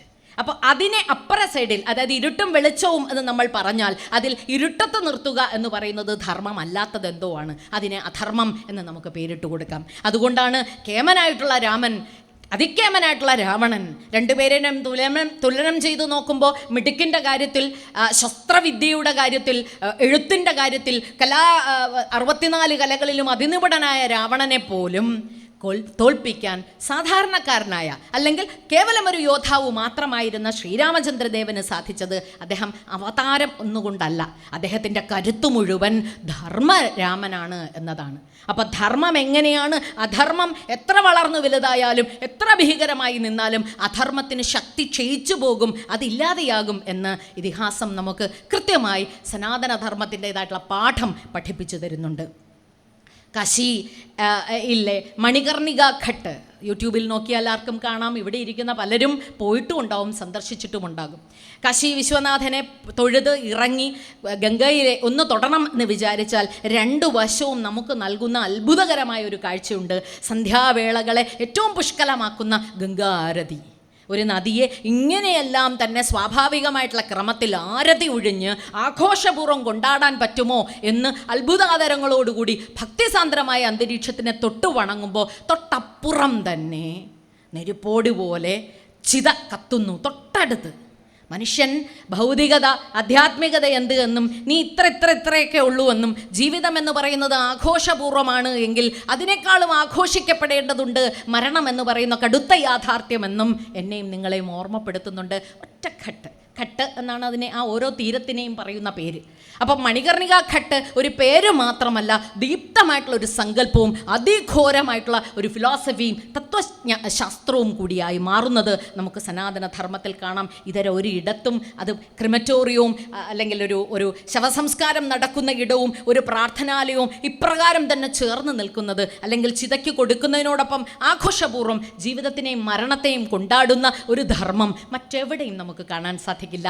അതുകൊണ്ട് തന്നെയാണ് നമ്മുടെ ധർമ്മം ചിരപുരാതനമായി നിൽക്കുന്നതും സനാതനമായി നിൽക്കുന്നതും. ജീവാത്മാവ് പരമാത്മാവ് എന്ന രണ്ട് സങ്കല്പങ്ങളുണ്ട്. ഈ സങ്കല്പത്തിൽ ആ വലിയ ഇതിൻ്റെ ഒരു ചെറു അണു ആണ് ഇവിടെ എന്നുള്ള സങ്കല്പമാണ്. ഇനി ഈ ജീവാത്മാവിൻ്റെ മുഴുവൻ ജീവിതത്തിൻ്റെയും പ്രയാണം എന്ന് പറയുന്നത് അതിൽ പോയി വിലയം പ്രാപിക്കണം എന്നുള്ള അദമ്യമായിട്ടുള്ള ആകാംക്ഷയാണ്, അല്ലെങ്കിൽ ആഗ്രഹമാണ്. ജീവാത്മാവ് അവിടെ പോകുമ്പോൾ വൈകുണ്ഠത്തെത്തണം എന്ന് നമ്മൾ കൊതിക്കുന്നത് പോലെ, കൈലാസത്തെത്തണം എന്ന് നമ്മൾ കൊതിക്കുന്നത് പോലെ, ഭഗവാനിൽ ലയിക്കണം എന്ന് നാം കൊതിക്കുന്നത് ഈ സനാതനധർമ്മത്തിൻ്റെ കേമമായിട്ടുള്ള ഒരു പ്രത്യേകതയാണ്. അത് ഇതും ഒന്ന് തന്നെയാണെന്നും അതിലേക്ക് ലയിക്കുക എന്ന് പറയുന്നതാണ് കേമം എന്നും ഉള്ള സങ്കല്പം ഈ ധർമ്മത്തിലല്ലാതെ മറ്റൊരിടത്തും കാണാൻ സാധിക്കില്ല. പിന്നെ തുടക്കത്തിൽ ഞാൻ പറഞ്ഞ പഞ്ചഭൂത സിദ്ധാന്തം, പഞ്ചം എന്ന് പറയുന്ന 5 കൂട്ടിവെച്ചിട്ട് പറയുന്നു, അതിലില്ലാത്തതായി ഒന്നുമില്ല, ഇതെല്ലാം ചേരുന്നുണ്ട്, ഇതിലേക്ക് തന്നെയാണ് ഒടുവിൽ നാം മരിച്ച് അല്ലെങ്കിൽ ഇല്ലാതെയാകുമ്പോൾ ചേരുക. ഇനി ചേരുമ്പോഴും അത് അവസാനിക്കുന്നില്ല, പകരം അത് വളമായി, അത് ഊർജമായി ഈ ഭൂമിയിൽ തന്നെ നിൽക്കുകയും മറ്റൊരു രൂപമെടുക്കുകയും, അത് കൃമിക്കാകട്ടെ, പുഴുവിനാകട്ടെ, മരമാകട്ടെ, മൃഗമാകട്ടെ, മറ്റെന്തെങ്കിലുമാകട്ടെ, ആദ്യ ശ്വാസം ഇവിടെ എടുക്കുന്നത് എത്രമാത്രം ഒരു കടമെടുക്കലാണോ ആ കടം വീട്ടിയിട്ടാണ് അങ്ങ് പോവുക. അവസാന ശ്വാസം ഇവിടെ കൊടുത്തിട്ട് തന്നെയാണ് പോവുക. ഇവിടെ എല്ലാവരുമുണ്ട്, എന്നുമുണ്ട്, അവരുടെ അനുഗ്രഹങ്ങളുണ്ട് പല രൂപത്തിൽ എന്നതിൻ്റെ ഏറ്റവും ശക്തമായ ദൃഷ്ടാന്തമാണ് നമ്മൾ വാവുനാളുകളിൽ പിതൃക്കളെ മാനിക്കുന്നതും. ഈ ധർമ്മം മാത്രമാണ് മരിച്ചാൽ പിന്നെ അതൊടുക്കം അതില്ല എന്ന് പറഞ്ഞു വയ്ക്കാതെ പിതൃവിൻ്റെ അനുഗ്രഹവും ധാരാളം ഉണ്ടാകണം. ജീവിതത്തിൽ എന്തെങ്കിലും കുഴപ്പമുണ്ടായാൽ ഉടനെ അയ്യോ പിതൃവിൻ്റെ ആണോ എന്ന് വിചാരിച്ചിട്ട് പിതൃവിനായിട്ടൊരു പൂജ നടത്തുക. ഇത്തരം സങ്കല്പം, ഈ പിതൃ ആരാ? നമ്മൾ കണ്ടിട്ടില്ലാത്ത ദശലക്ഷക്കണക്കിന് വർഷങ്ങൾക്ക് മുമ്പ് ജീവിച്ച് മരിച്ചു പോയവരും എൻ്റെ പിതൃവാണ്. അപ്പോൾ ഈ ഭൂമിയിൽ ആരൊക്കെ ഭൂജാതരായിട്ടുണ്ടോ അവരെല്ലാം എൻ്റെ പിതൃക്കളെന്ന് സങ്കല്പിക്കാനോ അപ്രകാരം തന്നെ ജീവിതചര്യ ആചരിക്കാനോ സാധിക്കത്തക്ക രീതിയിൽ ബൃഹത്താണ്, വലിപ്പമുള്ളതാണ് എൻ്റെ ധർമ്മം, അല്ലെങ്കിൽ നമ്മുടെ ധർമ്മം, സനാതന ധർമ്മം. ഇനി ധർമ്മ അർത്ഥ കാമ മോക്ഷം എന്ന് പറയുന്ന സങ്കല്പം, പുരുഷാർത്ഥങ്ങൾ എന്നുറക്കെ നമ്മൾ പറയുന്ന ആ സങ്കല്പത്തിൽ നോക്കൂ, തുടക്കം ധർമ്മമാണ്. ഈ ധർമ്മം തന്നെ ഈ ബാക്കി 3നെയും പരിപാലിക്കുന്നതായി കാണാം. അർത്ഥം നേടുക എന്ന് പറയുമ്പോൾ ധനസമ്പാദനം മാത്രമല്ല, ജോലി നേടുന്നതും അർത്ഥം തന്നെയാണ്. കളത്രത്തിന് ലഭിക്കുന്നത്, പുത്രന് ലഭിക്കുന്നതും അർത്ഥം തന്നെയാണ്. അപ്പം അർത്ഥം എന്ന് പറയുന്നത് പണം മാത്രമല്ല, അതിനും അപ്പുറം നാം നേടിയെടുക്കുന്ന എല്ലാ സൗഭാഗ്യങ്ങളും നേട്ടവുമാണ്. അത് ധർമ്മനിബദ്ധമല്ല എങ്കിൽ അത് കൊള്ളില്ല, അത് നിനക്ക് വിധിച്ചതല്ല, അല്ലെങ്കിൽ അത് നിന്നെ ഉയർത്തി നിർത്തില്ല എന്ന് നമ്മുടെ ധർമ്മം നമ്മളെ പഠിപ്പിക്കുന്നുണ്ട്. ഇനി കാമമാകട്ടെ, കാമം എന്ന് പറയുന്നത് ആഗ്രഹം എന്ന അർത്ഥത്തിലാണ്. പലതിനോടും, ഭക്ഷണത്തിനോട്, വസ്ത്രത്തിനോട്, ജീവിത സാഹചര്യങ്ങളോട് ഒക്കെ നമുക്ക് തോന്നുന്ന ഇച്ഛ കാമമായി മാറാം. ഇനി കാമത്തിൻ്റെ പ്രതീകമാണ് അടുത്ത തലമുറ ഉണ്ടാവുന്നതും. പക്ഷെ അതിനുമൊക്കെ അപ്പുറം കാമത്തിൽ മാത്രം രമിച്ചാൽ അത് അധാർമികമായി മാറുമെന്നും ആ ധർമ്മം നിൻ്റേതല്ല എന്നും നമ്മുടെ ധർമ്മം നമ്മളെ ഓർമ്മപ്പെടുത്തുന്നുണ്ട്. എന്നാലും ഏറ്റവും ഒടുവിൽ മോക്ഷം എന്ന് പറയുന്നതാണ്. അത് ധാർമ്മികതയിലൂടെ തന്നെയാണ് നീ നിൻ്റെ അർത്ഥത്തെയും കാമത്തെയും നേടിയിട്ടുള്ളത് എങ്കിൽ തീർച്ചയായും നിനക്ക് വിധിച്ചിരിക്കുന്നത് മോക്ഷമാണ് എന്ന ഗംഭീരമായിട്ടുള്ള ഒരു സിദ്ധാന്തവും കൂടെ നമ്മുടെ ധർമ്മം നമ്മെ പഠിപ്പിക്കുന്നുണ്ട്. അതുകൊണ്ട് തന്നെയാണ് ധാരണാത് ധർമ്മമുച്യതേ, അതായത് നിലനിൽപ്പാണ് ധർമ്മം. സനാതനധർമ്മത്തിൽ ഒറ്റൊരു വാചകം നമുക്ക് മനസ്സിലാവും, നീ നിലനിൽക്കുന്നത് എന്തോ അതാണ് ധർമ്മം എന്ന് നമുക്ക് വ്യാഖ്യാനിക്കാൻ സാധിക്കും. എല്ലാ മന്ത്രങ്ങളും ശ്രദ്ധിച്ചാൽ അറിയാം. ആ മന്ത്രങ്ങൾ, ഉദാഹരണത്തിന് സഹനാവവതു എന്ന് നമ്മൾ തുടങ്ങിയാൽ ഈ പ്രാർത്ഥനാ മന്ത്രങ്ങളൊന്ന് ശ്രദ്ധിച്ചു നോക്കൂ. ഈ പ്രാർത്ഥനാ മന്ത്രങ്ങളിൽ ഒന്നിലും ഒരു വെല്ലുവിളിയോ ഇതാണ് ഏറ്റവും കേമമെന്ന് പറയുകയോ മറ്റു എല്ലാം ഇല്ലാതെയാകുക എന്ന് പറയുകയോ ചെയ്യുന്നില്ല. സഹനാവവതു എന്ന് പറഞ്ഞാൽ നിസ്സാര ഒരു കാര്യമാണ്. ഞാനും നീയും, അല്ലെങ്കിൽ ഞാനും നിങ്ങളും, നമ്മളെല്ലാവരും ഒരുമിച്ച് തന്നെ ഈ നേടുന്ന അറിവ് ഭുജിക്കാൻ ഇടവരട്ടെ, അനുഭവിക്കാൻ ഇടവരട്ടെ. അതിൽ നിന്ന് നേടുന്ന വീര്യത്തോടുകൂടി സക്രിയമായി സമൂഹത്തിൽ ഇടപെടാൻ നമുക്കെല്ലാവർക്കും സാധിക്കട്ടെ. പരസ്പരം വിദ്വേഷമില്ലാതെ ഇരിക്കട്ടെ. ഇത് പറഞ്ഞങ്ങ് നിർത്തുകയല്ല ചെയ്യുക, അതിൻ്റെ ഒപ്പം തന്നെ ആ ഓം ശാന്തി ശാന്തി ശാന്തി എന്ന് 3 തവണ പറയുകയും ചെയ്യും. ശാന്തി ഒറ്റ ശാന്തിയല്ല, ഇതാരാണപ്പാ ഈ 3 ശാന്തികൾ? അതിനും വ്യാഖ്യാനം കൃത്യമായി തന്നെ ഉണ്ട്. ആധിദൈവകം എന്ന് പറയുന്ന ഒരു ശാന്തിയെ പറ്റി പറയുന്നു. ആധിദൈവകമായ, ആധിയാണ് ദുഃഖങ്ങളാണ്, അത് ദൈവീകമായിട്ടുള്ള, ദൈവകം ദൈവദത്തമായിട്ടുള്ള അല്ലെങ്കിൽ പ്രകൃതിയാവുള്ള, വെള്ളപ്പൊക്കമാകട്ടെ സുനാമി ആകട്ടെ, നമുക്ക് നിയന്ത്രണ വിധേയമാക്കാൻ സാധിക്കാത്ത എന്ത് തരം വിപത്തുകളെയും ഈ പറയുന്ന ആദ്യത്തെ ഗ്രൂപ്പിൽ വരും. അതുമൂലമുണ്ടാകുന്ന ദുഃഖങ്ങളിൽ നിന്നെല്ലാം എനിക്ക് ശാന്തി ഉണ്ടാവട്ടെ, അതാണ് ആദ്യത്തെ ശാന്തി. രണ്ടാമത്തതാണെങ്കിലോ അത് ആധിഭൗതികമാണ്. രോഗങ്ങളാകാം, കുടുംബങ്ങൾ തമ്മിലുള്ള സ്വരച്ചേർച്ചയില്ലായ്മയാകാം, പരസ്പരമുള്ള ശത്രുതാ മനോഭാവമാകാം, മരണമാകാം, നമുക്കിടയിൽ സംഭവിക്കുന്ന കുട്ടി കുട്ടി വിപത്തുകൾ, കുട്ടിയല്ല വലിയ വിപത്തുകൾ തന്നെ. ആ വിപത്തുകളെയെല്ലാം ഭൗതികം, കാരണം ഭൗതിക ജീവിതവുമായി ബന്ധപ്പെട്ട ദുഃഖങ്ങളാണല്ലോ. ആ ദുഃഖത്തിൽ നിന്നെല്ലാം എനിക്ക് മോക്ഷം ലഭിക്കണമേ, ആ ദുഃഖത്തിൽ നിന്ന് കരകയറാനുള്ള കരുത്തെനിക്കുണ്ടാകണമേ, ശാന്തമായിരിക്കാൻ എന്നെ അനുഗ്രഹിക്കണമേ. അതാണ് രണ്ടാമത്തെ ശാന്തി. മൂന്നാമത്തെ ശാന്തിയാണ് ആധ്യാത്മികം എന്ന് പറയുന്ന നമ്മുടെ ഉള്ളിലേക്ക് നോക്കിയിട്ട്, അവിടെയാണ് അഹം ബ്രഹ്മം പ്രസക്തമാകുന്നത്. നിൻ്റെ ഉള്ളിലേക്ക് നോക്കി നീയാണ് അത് എന്ന് തിരിച്ചറിയുമ്പോൾ നിനക്കുണ്ടാവുന്ന ശാന്തിയുണ്ട്. അല്ലാത്ത പക്ഷം മനസ്സിങ്ങനെ കലുഷിതമായിരിക്കും. അതുകൊണ്ടാണ് ഒന്നായ നിന്നേഹ രണ്ടെന്ന് കണ്ടളവിൽ ഉണ്ടായൊരിണ്ടൽ ബദം ഉണ്ടാവതല്ല മമ എന്ന് പറയുന്നത്. ഒന്നാണിത്, അദ്വൈതമാണ്. അതുകൊണ്ട് അന്വേഷണം നടത്തേണ്ടത് അകത്താണ്, അകത്തേക്കുള്ള അന്വേഷണം നടത്തണം എന്ന് പറയുന്നതാണ് മൂന്നാമത്തെ ശാന്തി. മൂന്നാമത്തെ ശാന്തി ആധ്യാത്മികതയാണ്. അതാണ് തുടക്കത്തിൽ ഞാൻ പറഞ്ഞത്, നമുക്ക് ഭൗതികതയും ആധ്യാത്മികതയും രണ്ടല്ല.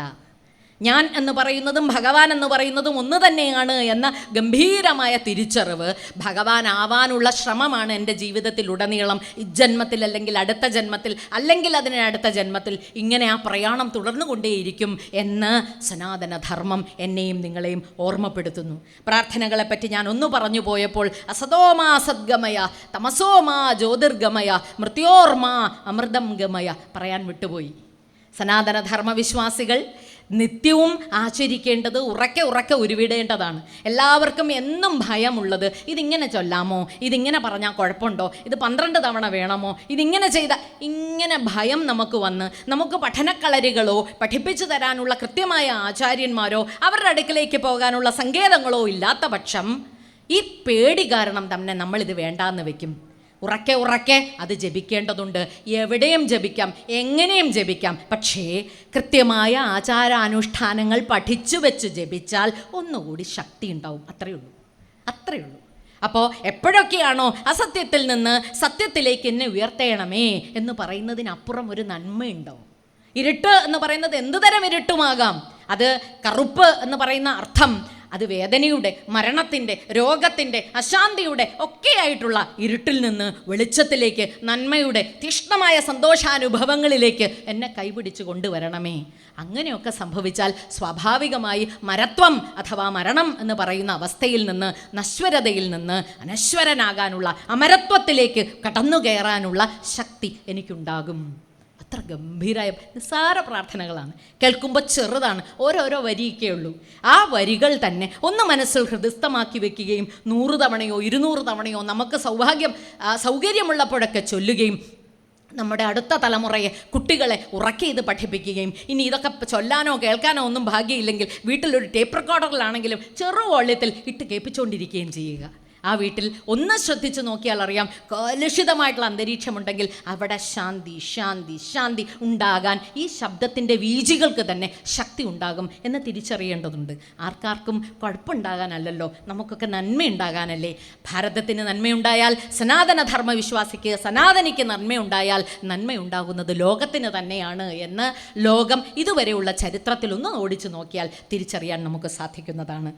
വേദങ്ങളെപ്പറ്റി ഒന്നും ഋജുവായി ഒന്ന് പറഞ്ഞു പോകട്ടെ. ഋക്, ഋജു, യജുർ, സാമ, അഥർവ എന്ന് പറയുന്ന പ്രധാനപ്പെട്ട 4 വേദങ്ങൾ. ജ്ഞാനത്തിനെപ്പറ്റി ഋഗ്വേദവും, യജുർവേദമാകട്ടെ കർമ്മത്തിൻ്റെ ശക്തിയെപ്പറ്റി, ഉപാസനകൾ എങ്ങനെ വേണമെന്നും അതിൻ മൂലം തന്നെ നമ്മുടെ ക്രമത്തിൽ ആനന്ദം എങ്ങനെയാണ് കൈവരിക്കേണ്ടത് എന്ന് സാമവേദവും, സംരക്ഷണം അഥവാ നമ്മളുടെ സംരക്ഷണം പ്രപഞ്ചത്തിൻ്റെ പ്രകൃതിയുടെ നമ്മുടേത് എന്നതിനെയൊക്കെ പറ്റി സംരക്ഷണ കവചം തീർക്കേണ്ടത് എങ്ങനെ എന്നതിനെയൊക്കെ പറ്റി അഥർവവേദവും പറയുമ്പോൾ വേദങ്ങളെ അതിൻ്റെ ഫങ്ഷൻ വെച്ചിട്ട് അതിൻ്റെ പ്രയോഗ പദ്ധതി വെച്ചിട്ട് നമുക്ക് 4 തരം തിരിക്കാം. സംഹിതയാണെങ്കിൽ യജ്ഞത്തിൽ ഉപയോഗിക്കുന്ന മന്ത്രങ്ങളെല്ലാം ചേർത്ത് വെച്ചിട്ട് ആ വിഭാഗത്തിൽ പെടുന്നു. ബ്രാഹ്മണ്യമാകട്ടെ അവയുടെ വ്യാഖ്യാനങ്ങളിലേക്ക് പെടുന്നു. ആരണ്യകങ്ങളാകട്ടെ വ്യാഖ്യാനങ്ങൾ സന്യാസചര്യയ്ക്ക് വേണ്ടിയുള്ളതാണ്. അതുകൊണ്ട് തന്നെ അതിന് വേദാന്തം എന്നൊരു പേരും കൂടിയുണ്ട്. സന്യാസി വര്യന്മാർ അനുവർത്തിക്കേണ്ടുന്ന നിയമാവലിയെല്ലാം ആരണ്യകങ്ങളിലാണ് വരിക. പിന്നെ വരുന്നത് ഉപനിഷത്തുകൾ ലഘുവായി വ്യാഖ്യാനിച്ചാൽ വേദസാര സർവസ്വം എന്ന് വേണമെങ്കിൽ പറയാം. വേദമെന്ന് പറയുന്നത് ഒരു പഴമാണെങ്കിൽ ആ പഴം പിഴിഞ്ഞെടുത്ത് വെച്ച് ലേശം പോലും വെള്ളം ചേർക്കാതെ അങ്ങനെ അതിൻ്റെ സത്ത് വെച്ചാൽ ആ സത്തിനെയാണ് നമുക്ക് ഉപനിഷത്തെന്ന് പറയാവുന്നത്. ഈ ഉപനിഷത്തിൻ്റെ സത്തിനെയാണ് ഭഗവത്ഗീത എന്ന് പറയുന്നത്. നോക്കൂ, ഇതെല്ലാം പഠിക്കാൻ പറ്റാത്തവന് ഇച്ചിരി കൂടെ കുറച്ച് കൊടുത്തിട്ടുണ്ട്. ഇത് പഠിച്ചാൽ മതി, എന്നിട്ടും അത് ബുദ്ധിമുട്ടാണെങ്കിൽ അതിലും കൂടെ കുറച്ചായിട്ട് പറഞ്ഞ് അതിനെ ചെറുതാക്കി കൊണ്ടുവന്നിട്ടുണ്ട്. എല്ലാവർക്കും ആക്സസിബിളായിട്ട് എല്ലാവർക്കും സമീപിക്കേണ്ടതുണ്ട്. നിനക്ക് മനസ്സിലാവുന്ന രീതിയിൽ, നിനക്ക് ഉൾക്കൊള്ളാവുന്ന രീതിയിൽ ഇതൊക്കെ പറഞ്ഞു വയ്ക്കാം. ഇനി ഇതിനുമൊക്കെ അപ്പുറം കഥാരൂപേണയും പറയും. കഥ ഇഷ്ടമില്ലാത്തവരാരും ഇല്ലല്ലോ. കൊച്ചുകുട്ടികൾക്ക് ചെറുതിലേ നമ്മൾ പറഞ്ഞു കൊടുക്കുന്ന പഞ്ചതന്ത്ര കഥകളാകട്ടെ, ജാതകഥകളാകട്ടെ, കഥകളെല്ലാം കേട്ട് ഇല്ലെങ്കിൽ ഇതിഹാസങ്ങളിലെ കുട്ടി കഥകളോ പുരാണങ്ങളിലെ കഥകളോ ഒക്കെയാണ് എങ്കിൽ അത് മനസ്സിലിങ്ങനെ നിൽക്കും. ചെറുപ്രായത്തിൽ കഥയായിട്ട് മാത്രമാണ് കേൾക്കുക. അസുരൻ ഇങ്ങനെ ഇരിക്കും, ദേവൻ ഇങ്ങനെ ഇരിക്കും എന്നൊക്കെ വിചാരിച്ചു വെക്കും. പക്ഷെ കുറേ നാളുകൾക്ക് ശേഷം ഈ അസുരനും ദേവനും നമ്മുടെ തന്നെ രൂപങ്ങൾ നമ്മൾ കൊടുക്കും. അപ്പം നമുക്ക് തന്നെ തിരിച്ചറിയാൻ സാധിക്കും, നീ അസുരനാണോ നീ ദേവനാണോ എന്ന്. നീ ഇപ്പം ചെയ്യുന്നത് ആസുരകർമ്മമാണോ ദൈവീകമായിട്ടുള്ള കാര്യമാണോ എന്ന തിരിച്ചറിവുണ്ടാവുകയും അതൊരു പഠന പ്രക്രിയയായിട്ട് മാറുകയും ചെയ്യുന്ന മനന തലത്തിലേക്ക് നമ്മൾ നമ്മുടെ പ്രായം കൊണ്ട്, ജീവിത സാഹചര്യങ്ങൾ കൊണ്ട്, വിദ്യാഭ്യാസം കൊണ്ട് ഒക്കെ നേടിയെടുക്കുന്ന ഒരു അറിവുണ്ട്. നാം സമ്പാദിക്കുന്ന ഒരു സമ്പത്തുണ്ട്. അപ്രകാരം നമുക്ക് ഉയർന്നു വരാനും തീർച്ചയായും സാധിക്കും. ഗംഭീരമായിട്ടുള്ള സനാതനധർമ്മത്തിൻ്റെ സംഭാവന എന്ന് ഞാൻ എന്നും ലോകത്തോട് ഉറക്കെ വിളിച്ചു പറയാൻ ആഗ്രഹിക്കുന്നത് അതിൻ്റെ സമ്പൂർണമായിട്ടുള്ള ദർശനങ്ങളാണ്. 6 എണ്ണം എന്ന് ഉറക്കെ പറയും. ഷഡ് ദർശനങ്ങൾ എന്ന് തന്നെ പറയുന്നത്. ആദ്യത്തെ ഒന്ന് സംഖ്യം, സമ്യക്കായി പറയുക എന്നതിൽ നിന്നാണ് സംഖ്യം എന്ന വാക്ക്. അതായത് കേമമായിട്ടുള്ള നല്ല കാര്യങ്ങൾ നല്ല രീതിയിൽ തന്നെ മനസ്സിലാകുന്ന രീതിയിൽ പറഞ്ഞു വയ്ക്കുക. അവിടെയും ഈ പറയുന്ന യമനിയമങ്ങൾ ബാധകമാണ്. അത് 523 ശ്ലോകങ്ങളും 6 അധ്യായങ്ങളിലുമായി കപിലമുനി തന്നെ ലോകത്തിന് സംഭാവന ചെയ്തിരിക്കുന്നു. ഇവിടെയാണ് ശാന്തി മന്ത്രത്തിൻ്റെ പ്രസക്തി കൃത്യമായി ലോകത്തോട് പറഞ്ഞു വയ്ക്കുന്നത്. രണ്ടാമത് യോഗ. പതഞ്ജലി മുനിയെപ്പറ്റിയും യോഗശാസ്ത്രത്തെപ്പറ്റിയും നമുക്ക് എല്ലാവർക്കും അറിയാം. കാരണം ലോകമെമ്പാടും ജൂൺ 21 എന്ന് പറയുന്നത് ഭാരതം ഉയർത്തിക്കാട്ടിയ യോഗ എന്ന് പറയുന്ന വിദ്യ ഭാരതത്തിൻ്റേതായിട്ടുള്ള സംഭാവന എന്ന് പ്രകീർത്തിക്കപ്പെടുന്ന കാലമാണ് ഇപ്പോൾ. കഴിഞ്ഞ കുറച്ച് വർഷങ്ങളായി നമ്മളത് സമുചിതം ആഘോഷപൂർവ്വം കൊണ്ടാടുകയും കൂടി ചെയ്യുന്നു. അഷ്ടാംഗ യോഗം എന്ന് പറയുന്ന 8 ഭാഗങ്ങളിലായിട്ട് ആ യോഗയെ സനാതനധർമ്മം എങ്ങനെ നിർവഹിച്ചു വെച്ചിരിക്കുന്നു എന്നൊന്ന് നോക്കുക. ആദ്യത്തെ യമം എന്ന് പറയുന്നത് കൺട്രോൾ എന്ന് പറയുന്നതാണ്.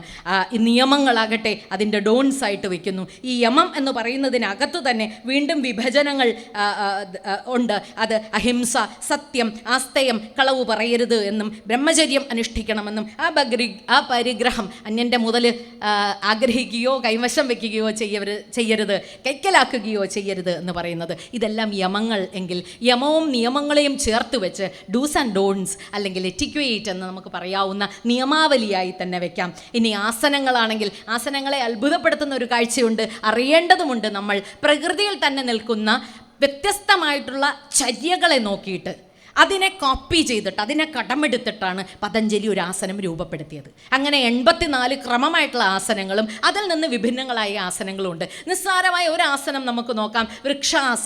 വൃക്ഷാസനത്തിന് കാല് എങ്ങനെയാണ് തുടയിലേക്ക് അല്ലെങ്കിൽ തുടകൾക്കിടയിലേക്ക് തന്നെ എത്തത്തക്ക രീതിയിൽ ഉയർത്തി വെക്കേണ്ടതെന്നും എങ്ങനെയാണോ ഒരു വൃക്ഷം അനക്കമില്ലാതെ നിൽക്കുന്നതെന്നും വൃക്ഷത്തിനെ നോക്കിയിട്ട് കണ്ടെത്തിയ ആസനം വൃക്ഷാസനം. പാദഹസ്താസനം, ഇങ്ങനെ കുക്കുടാസനം, ജീവികളെയൊക്കെ കണ്ടുപിടിച്ച മയൂരാസനം. പേര് ഞാൻ പറയുന്നില്ല, എന്നെക്കാളും വിദുഷികളും വിദ്വാൻമാരുമാണ് ഇവിടെ ഇരിക്കുന്നത് എന്നതുകൊണ്ട്. നോക്കൂ, ചുറ്റുമുള്ള പ്രകൃതിയെ നോക്കിക്കണ്ടിട്ട് ആ പ്രകൃതി എങ്ങനെയാണോ അതിൻ്റെ സ്വപ്രകൃതിയെ കീഴടക്കുന്നത് എന്ന് കണ്ടെത്തിയിട്ട് ഇത് നീയും ആചരിച്ചാൽ നിനക്കിപ്രകാരം ഒരു നന്മയുണ്ടാകും. നിനക്ക് ഫോക്കസ് ചെയ്യണമെങ്കിൽ വൃക്ഷത്തെ പോലെ തന്നെ നിൽക്കണം എന്ന് പറഞ്ഞ് ഒരാസനം നമുക്ക് പറഞ്ഞു തരികയാണ്. ഇങ്ങനെ 84 ആസനങ്ങൾ രൂപപ്പെടുത്തിയിരിക്കുന്നത് ആസനം. പിന്നെ പ്രാണായാമം. പ്രാണൻ എന്ന് പറയുന്നത് ബ്രത്ത് അഥവാ ശ്വാസം എന്ന അർത്ഥത്തിലാണ്. നമ്മുടെ തലമുറ, നമ്മുടെ ലോകം നോക്കിക്കാണുന്നത്. പ്രാണനെ അടക്കുമ്പോൾ അടങ്ങുന്നത് മനസ്സാണ് എന്നും അപ്രകാരമുള്ള അടക്കത്തിൽ നിന്നാണ് നീ നിൻ്റെ മുക്തിയിലേക്ക്, മോക്ഷത്തിലേക്ക് ഗമിക്കുന്നതെന്നും പറഞ്ഞു തരുന്നു പ്രാണായാമം. പ്രത്യാഹാരമാകട്ടെ മനോവ്യാപാരത്തെ അടക്കുകയും ധാരണ അതിനെ ഉറപ്പിക്കുകയും ധ്യാനം നമ്മുടെ ഫോക്കസിനെ ഒന്നുകൂടെ ശ്രദ്ധ ക്രോഡീകരിക്കുകയും സമാധിയാകട്ടെ നാം എല്ലാം കിനാവ് കാണുന്നത് പോലെ മോക്ഷപ്രാപ്തിയിലേക്കുള്ള പ്രയാണത്തിൻ്റെ തുടക്കവും. സമാധിസ്ഥനാവുക എന്ന് പറയുന്നത് ലയനത്തിലേക്കുള്ള യോഗവും അതുതന്നെയാണല്ലോ. യോഗം എന്ന് പറയുന്നത് നാട്ടുകൂട്ടങ്ങൾക്ക് നമ്മൾ പറയുന്ന പേര് ഈ അർത്ഥത്തിൽ തന്നെയാണ്. അതും ഇതും ലയിക്കുന്നത് എന്തും യോഗമാണ്. മനസ്സും ശരീരവും കേമമായി ലയിക്കുന്നത് യോഗമാണ്. ഭഗവാനും ഭക്തനും കേമമായി ലയിക്കുന്നതും യോഗം തന്നെയാണ്. ഞാനും നിങ്ങളും ഒരുപോലെ ലയിക്കുമ്പോൾ ഈ അല്ലെങ്കിൽ ഈ പ്രഭാഷണം എന്ന് പറയുന്നതും യോഗമായി മാറും. ആ ചേർച്ചയാണ്. കുടുംബങ്ങളിൽ യോഗമുണ്ട് എങ്കിൽ അത്ഭുതം തന്നെയാണ്. അതൊരു യോഗം തന്നെയാണ് എന്ന് നാം പറയുന്നതും ആ അർത്ഥത്തിൽ തന്നെയാണ്. ഇനി ഈ അർത്ഥത്തിലാണ് ഭഗവതിയെ ഷഡ്ചക്രോപരി സംസ്ഥിത എന്ന് നമ്മൾ പറയുന്നത്. അപ്പം ഞാൻ പറഞ്ഞു വന്നത് ഷഡ് ദർശനങ്ങളെ പറ്റിയാണെങ്കിൽ സാഖ്യത്തിലും യോഗയിലും അതിനുശേഷമുള്ള ന്യായാന്യായങ്ങളെപ്പറ്റി കൃത്യമായി വസ്തുനിഷ്ഠമായി പറഞ്ഞു വെക്കുന്നതെല്ലാം ശാസ്ത്രമാണ്. ശാസ്ത്രനിബദ്ധമായി പ്രപഞ്ചത്തിൻ്റെ ഉൽപ്പത്തിയും അതിൻ്റെ വളർച്ചയും ഒക്കെ പറ്റി പറയുന്ന ന്യായ ദർശനം. വൈശേഷിക ദർശനം പേര് പറയുന്നത് പോലെ തന്നെ വിശേഷാൽ, സ്പെസിഫിസിറ്റീസ് എന്ന് പറയും. കുട്ടി കാര്യങ്ങളെ പറ്റി വരെ ശ്രദ്ധിക്കുന്നത്. പ്രപഞ്ചത്തിൻ്റെ അത്ഭുതം, ഓരോന്നിൻ്റെയും പ്രത്യേകതകൾ. അങ്ങനെയല്ലേ നമുക്കെപ്പോഴും ആ ആളാവാൻ തോന്നും, ഈ ആളാകാൻ തോന്നും. പക്ഷേ നമ്മളുമുണ്ടൊരു പ്രത്യേകത, ആ ആൾക്കാകാൻ പറ്റാത്തത് എന്ന തിരിച്ചറിവുണ്ടാവുമ്പോഴാണ് അഹം ബ്രഹ്മമാവുന്നത്. ഇത്തരം അന്യൂനമായിട്ടുള്ള നൂറുകണക്കിന് ലക്ഷക്കണക്കിന് പ്രത്യേകതകളോടുകൂടിയാണ് പ്രപഞ്ചം സൃഷ്ടിക്കപ്പെട്ടിരിക്കുന്നത്. നിസ്സാര ഒരു ഉദാഹരണം പറയാം പ്രത്യേകത മനസ്സിലാക്കാൻ വേണ്ടി തന്നെ. ഒരു മരത്തിൻ്റെയും ഇലയുടെ പച്ച മറ്റു മരത്തിൻ്റെ ചെടിയുടെ പച്ചയല്ല. ഒന്ന് പുറത്തോട്ടിറങ്ങി നമ്മൾ നോക്കിയാൽ ഈ കാണുന്നതൊക്കെ പച്ചയാണ്. പക്ഷെ ഓരോ പച്ചയും വ്യത്യസ്തമായിരിക്കുന്നു എന്ന് പറയുമ്പോൾ നമ്മളുടെ ജീവിതചര്യ, നമ്മൾ എന്ന് പറയുന്ന വ്യക്തിയുടെ കോംപ്ലക്സിറ്റി അല്ലെങ്കിൽ അതിൻ്റെ ബാഹുല്യം എത്രമാത്രം തീക്ഷ്ണമാണെന്ന് നമുക്ക് തിരിച്ചറിയാൻ പറ്റും. അപ്രകാരം പ്രത്യേകതകളെ പറ്റിയുള്ള അന്വേഷണവും പ്രതിപാദ്യവും നടത്തുന്നതെല്ലാം വൈശേഷിക ദർശനത്തിനകത്ത് വരും. പിന്നെ പൂർവമീമാംസയും ഉത്തരമീമാംസയും അത് എളുപ്പമാണ് ഓർത്തു വയ്ക്കാൻ. യജ്ഞം നടത്തുന്നത് എങ്ങനെയെന്ന് പൂർവമീമാംസയിൽ കൃത്യമായി തന്നെ സുഘടിതമായി പറഞ്ഞു വെക്കുന്നുവെങ്കിൽ വേദാന്തം എന്ന് പറയുന്നതിനെ നമുക്ക് ഉത്തരമീമാംസയായി വയ്ക്കാം. ഇങ്ങനെ പറഞ്ഞ് ദർശനങ്ങൾ നിർത്തുന്നില്ല സനാതനധർമ്മം. എൻ്റെ ശ്രദ്ധ പോകുന്നത് അവിടേക്കാണ്. സനാതനധർമ്മത്തിൻ്റെ ഒരു പ്രത്യേകത വേദത്തിനെ അതുപോലെ കടഞ്ഞെടുത്ത് ദർശന രൂപത്തിൽ തരുക മാത്രമല്ല ചെയ്യുന്നത്, വേദത്തിൽ വിശ്വസിക്കാത്തവരുടെ ദർശനത്തിനും ഒരു പേരെഴുതി കൊടുത്ത് അതിനും ഒരു അടയാളപ്പെടുത്തൽ രേഖപ്പെടുത്തി വെക്കുകയാണ് ചെയ്യുന്നത്. ഇതാണ് നമ്മുടെ ധർമ്മത്തിനെ സനാതനമാക്കി നിലനിർത്തുന്നത്. ആ ദർശനത്തിന് നാസ്തിക ദർശനമെന്ന് പറയാം. നാസ്തികം എല്ലാവരും പറയുന്നത് ഈശ്വര വിശ്വാസികളല്ലാത്തവരുടെ, ചാർവാകൻ്റെയൊക്കെ എന്നാണ് പറയുക. പക്ഷെ ആ അർത്ഥത്തിലല്ല. ഈശ്വര വിശ്വാസമില്ലാത്തവർ മറ്റെന്തെങ്കിലും വിശ്വാസമുണ്ടോ എപ്രകാരമൊന്നുമല്ല അതിൻ്റെ ചോദ്യം വരിക. അതിൻ്റെ ദർശനം ഈ അർത്ഥത്തിൽ മാത്രം. വേദത്തിൽ വിശ്വസിക്കാത്തവർ, ജൈന ദർശനം, കാരണം അവർ വേദത്തിൽ വിശ്വസിക്കുന്നില്ല, മറ്റൊരു തതിയാണ്, മറ്റൊരു ദർശനമാണ് അവരുടേത്. ബുദ്ധൻ്റേതായിട്ടുള്ള ബുദ്ധ ദർശനം, അതും മറ്റൊരു ദർശനമാണ്. അതിനെ കേമമായി പുകഴ്ത്താനോ അതിനെ സ്വീകരിക്കാനോ അതിനെ ബഹുമാനത്തോടുകൂടി നോക്കിക്കാണാനോ ചർവാകൻ്റെ ദർശനങ്ങളെയും ഉയർത്തിക്കാട്ടാനോ സാധിക്കുന്നു സനാതനധർമ്മത്തിന്. അതുകൊണ്ടാണ് ഈ പ്രതിപക്ഷ ബഹുമാനം ഉണ്ടാവുകയും ഇതിനെ ചേർത്ത് നിർത്തേണ്ടതുണ്ട് എന്നും ഇപ്രകാരവും ദർശനം ഈ ലോകത്തുണ്ട് എന്ന് ഉറക്കെ പറയുകയും ചെയ്യുന്നത് കൊണ്ടാണ് നമ്മുടെ ധർമ്മം സനാതനമായി നിൽക്കുന്നത്. ചർവാകൻ്റേതായിട്ടുള്ള ഗംഭീരമായിട്ടൊരു പ്രയോഗം പറയാം കേട്ടോ. ഋണം കൃത്വാ ഘൃണം ബിപേത്. കേൾക്കുമ്പോൾ തന്നെ അറിയാം, ഋണവും ഘൃണവും ചേർച്ച മാത്രമല്ല, കടം വാങ്ങിച്ചിട്ടാണെങ്കിലും നെയ്യ് കഴിച്ചോണം എന്നാണ്. ഗംഭീരമായി ഭക്ഷണം കഴിച്ചോണം. അതായത് ജീവിതം എന്ന് പറയുന്നത് ആസ്വദിക്കേണ്ടതാണ്. മറ്റൊരു ലോകം, മറ്റൊരു മോക്ഷം അങ്ങനെ സങ്കല്പിക്കാത്ത ആളാണ് ചർവാകൻ. പക്ഷെ ചർവാകനും ഒരു ഇടിപ്പിടം കൊടുക്കുന്നുണ്ട് നമ്മുടെ സംസ്കൃതി, നമ്മുടെ ധർമ്മം. പഞ്ചമഹായജ്ഞത്തെപ്പറ്റി ഒന്ന് പ്രതിപാദിച്ചു പോകട്ടെ. കാരണം സനാതനധർമ്മത്തിലല്ലാതെ മറ്റൊരിടത്തും നമുക്ക് കാണാൻ പറ്റില്ല 5 തരം യജ്ഞങ്ങൾ. അതിൻ്റെ പ്രതിപാദ്യം വായിക്കുമ്പോൾ അത് നമുക്ക് അത്ഭുതമുണ്ടാകും. ഇങ്ങനെയൊക്കെ ധർമ്മങ്ങളുണ്ടോ? ഇങ്ങനെയാണോ ലോകത്തിനെ നോക്കിക്കാണേണ്ടത്? എങ്ങനെയാണ് സമർപ്പണ ബുദ്ധിയ ലോകത്തിന് സ്വയം തന്നെ ഇല്ലാതെയായിക്കൊണ്ട് സമർപ്പിക്കേണ്ടത്? എപ്രകാരം നിസ്വനരായി പെരുമാറേണ്ടതുണ്ട് എന്ന് ഈ ഒരു പഞ്ചമഹായജ്ഞ പദ്ധതി നമ്മെ പഠിപ്പിക്കുന്നുണ്ട്. ആദ്യത്തെ യജ്ഞം ബ്രഹ്മയജ്ഞം. പേര് കേൾക്കുന്നത് പോലെ തന്നെ ബ്രഹ്മ ഉപാസന അല്ലെങ്കിൽ ഭഗവാന്റെ ഉപാസന കുടുംബത്തിൽ ചെയ്യുന്നത്. വീട്ടിൽ ചെയ്യുന്ന ജപമാകട്ടെ, പൂജാതി കർമ്മങ്ങളാകട്ടെ, ഭഗവാന് ഹവിസ് എന്തെങ്കിലും നിവേദിക്കുന്നുണ്ടെങ്കിൽ, നൈവേദ്യം കൊടുക്കുന്നെങ്കിൽ അതാകട്ടെ, നാമജപം തന്നെ കുടുംബത്തിനകത്ത് നടക്കുന്നെങ്കിൽ അതെല്ലാം ബ്രഹ്മയജ്ഞമായിട്ട്, യജ്ഞമായിട്ടാണത്, സമർപ്പണ ബുദ്ധിയായാണ് അത് പരിഗണിക്കപ്പെടുന്നത്. രണ്ടാമത്തെ ആകട്ടെ, പേരു പറയുന്നത് പോലെ ദേവയജ്ഞം. ദേവയജ്ഞത്തിൻ്റെ പ്രത്യേകത അത് ക്ഷേത്ര പരിസരങ്ങളിലാണ് നടക്കുക. എങ്ങനെയാണോ ക്ഷേത്രത്തിൽ ചെല്ലുക, അവിടെ ജപം നടത്തുക, പ്രദക്ഷിണം നടത്തുക, അവിടെ പൂജാതി കർമ്മങ്ങളിലൊക്കെ ഇടപെടുക, പങ്കാളിയാവുക, ഇതെല്ലാം യജ്ഞരൂപേണയാകുമ്പോൾ അത് ദേവയജ്ഞമായി മാറുന്നു. മൂന്നാമത് പിതൃയജ്ഞം. ഈ യജ്ഞത്തിൻ്റെ ഒക്കെ ഒരു പ്രത്യേകതയുണ്ട് കേട്ടോ. എന്തെല്ലാം തെറ്റുകൾ, ഏതെങ്കിലും തെറ്റുകൾ ഞാൻ അറിഞ്ഞോ അറിയാതെയോ ചെയ്തിട്ടുണ്ടെങ്കിൽ അതിൻ്റെ എല്ലാം പ്രായശ്ചിത്തമാണ് യജ്ഞരൂപേണ ചെയ്യുക. വെറുതെ പോയി ഭഗവാനെ പ്രസാദിക്കണേ എന്നല്ല, ഞാൻ അറിയാതെ ചെയ്തു പോയ തെറ്റുകുറ്റങ്ങൾക്കെല്ലാം പാപപരിഹാരത്തിനാണ് ഞാനിവിടെ നിൽക്കുന്നത് എന്നാണ്. അത് പിതൃയജ്ഞമാണെങ്കിൽ ആലോചിച്ച് നോക്കുക. പിതൃക്കളോട് അറിയാതെ ചെയ്തു പോയ തെറ്റ്, അറിഞ്ഞുകൊണ്ട് സംഭവിച്ചു പോയ തെറ്റുകൾ, അതിനെല്ലാം വേണ്ട പ്രായശ്ചിത്തമാണ്. അതാണ് പിതൃയജ്ഞം. ഇനി പിതൃയജ്ഞം മരിച്ചുപോയവർക്കാകാം, വാവുന്നാളിൽ നാം ചെയ്യുന്നതാകാം, നിസ്സാരം എനിക്കും നിങ്ങൾക്കും ചെയ്യാൻ പറ്റുന്നതെന്ന് നമ്മുടെ സനാതനധർമ്മം പറയുന്നു. കുളിക്കാനായി ഇപ്പോൾ കുളിമുറിയിലൊക്കെ അല്ലേ കയറുക, അല്ലെങ്കിൽ ഒരു ജലാശയത്തിൽ ചെല്ലുകയോ കുളിക്കുകയോ ഒക്കെ ചെയ്യുമ്പോൾ കുളിക്കുന്നതിന് മുമ്പോ കുളി കഴിഞ്ഞ ശേഷമോ കൈക്കുടന്നയിൽ ലേശം ജലമെടുത്തിട്ട് ഇത് ഞാൻ എൻ്റെ പിതൃന് കൊടുക്കുന്നു. നമ്മുടെ പിതൃന് ഇച്ചിരി ഒരു കാര്യമേ ആവശ്യമുള്ളേ, ലേശം ജലം. അതുകൊണ്ട് തന്നെയാണ് പണ്ട് കുടുംബങ്ങളിലെല്ലാം രാത്രി കിടക്കുന്നതിന് മുമ്പ് തന്നെ ജലം വയ്ക്കുക. അത് പിതൃനുള്ളതാണ്. രാത്രി വിശന്ന് അല്ലെങ്കിൽ ദാഹിച്ച് പിതൃ വരാൻ പാടില്ല.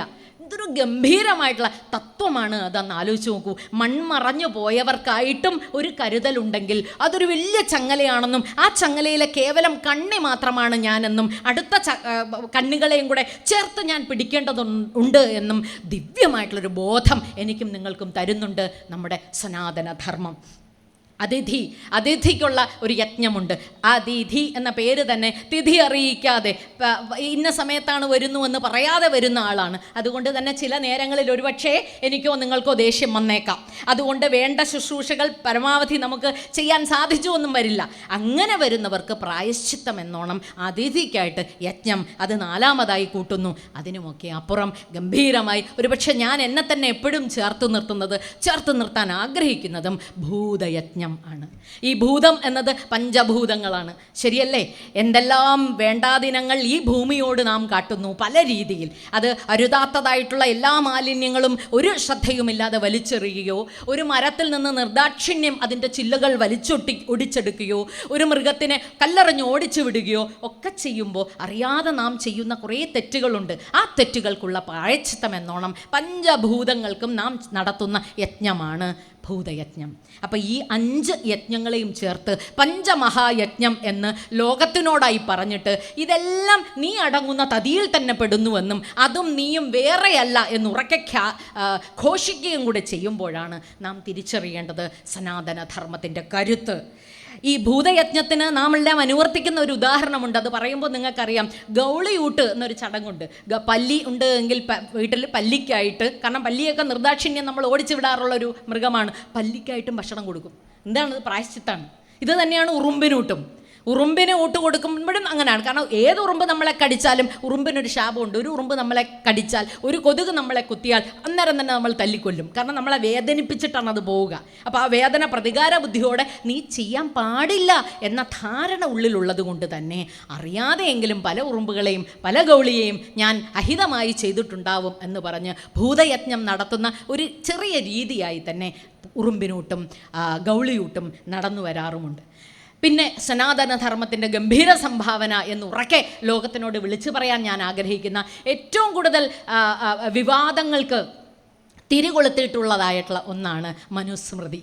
മനുസ്മൃതി എന്ന് പറയുന്നത് മൊത്തം വായിക്കാതെ മനുസ്മൃതി എന്താണെന്ന് തിരിച്ചറിയാം. അത് ആദ്യത്തെ ചാപ്റ്റർ മാത്രം നോക്കിയാൽ മതി.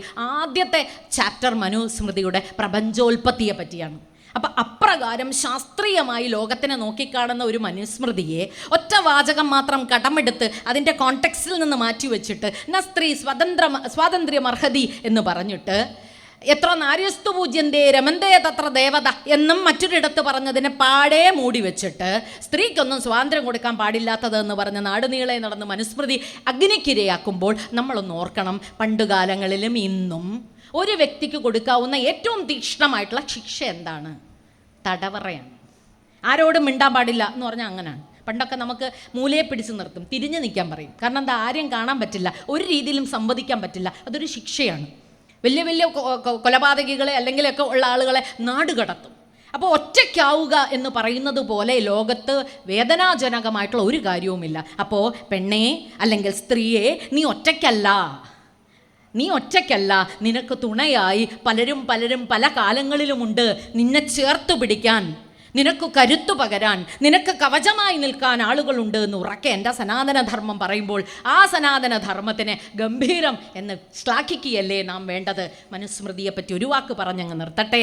അടുത്ത ഗംഭീരമായിട്ടുള്ള സംഭാവന എൻ്റെ സനാതനധർമ്മത്തിൽ ഞാൻ വിചാരിക്കുന്നു, നമ്മുടെ സനാതനധർമ്മത്തിൽ, ഭാരതത്തിൻ്റെ സനാതനധർമ്മത്തിൽ. ഇനി സനാതനധർമ്മം അങ്ങനെ ഭാരതത്തിന് മാത്രം അവകാശപ്പെട്ടതൊന്നുമല്ല, അത് ലോകത്തിൻ്റെയാണ്. അപ്പം പ്രപഞ്ചത്തിൻ്റെ സനാതനധർമ്മത്തിൻ്റെ കേമമായി എങ്ങനെയാണ് ഒരു വ്യക്തി ജനിച്ചു മരിക്കേണ്ടത് എന്ന് പറയുന്ന ഷോഡശ സംസ്കാരം 16 എന്ന് എണ്ണി പറയുന്നതിൽ ഏറ്റവും ഗംഭീരം ജന്മമെടുക്കുന്നതിന് തൊട്ട് മുമ്പുള്ള കാലമാണ്. നമ്മളത് ശ്രദ്ധിക്കാറേയില്ല.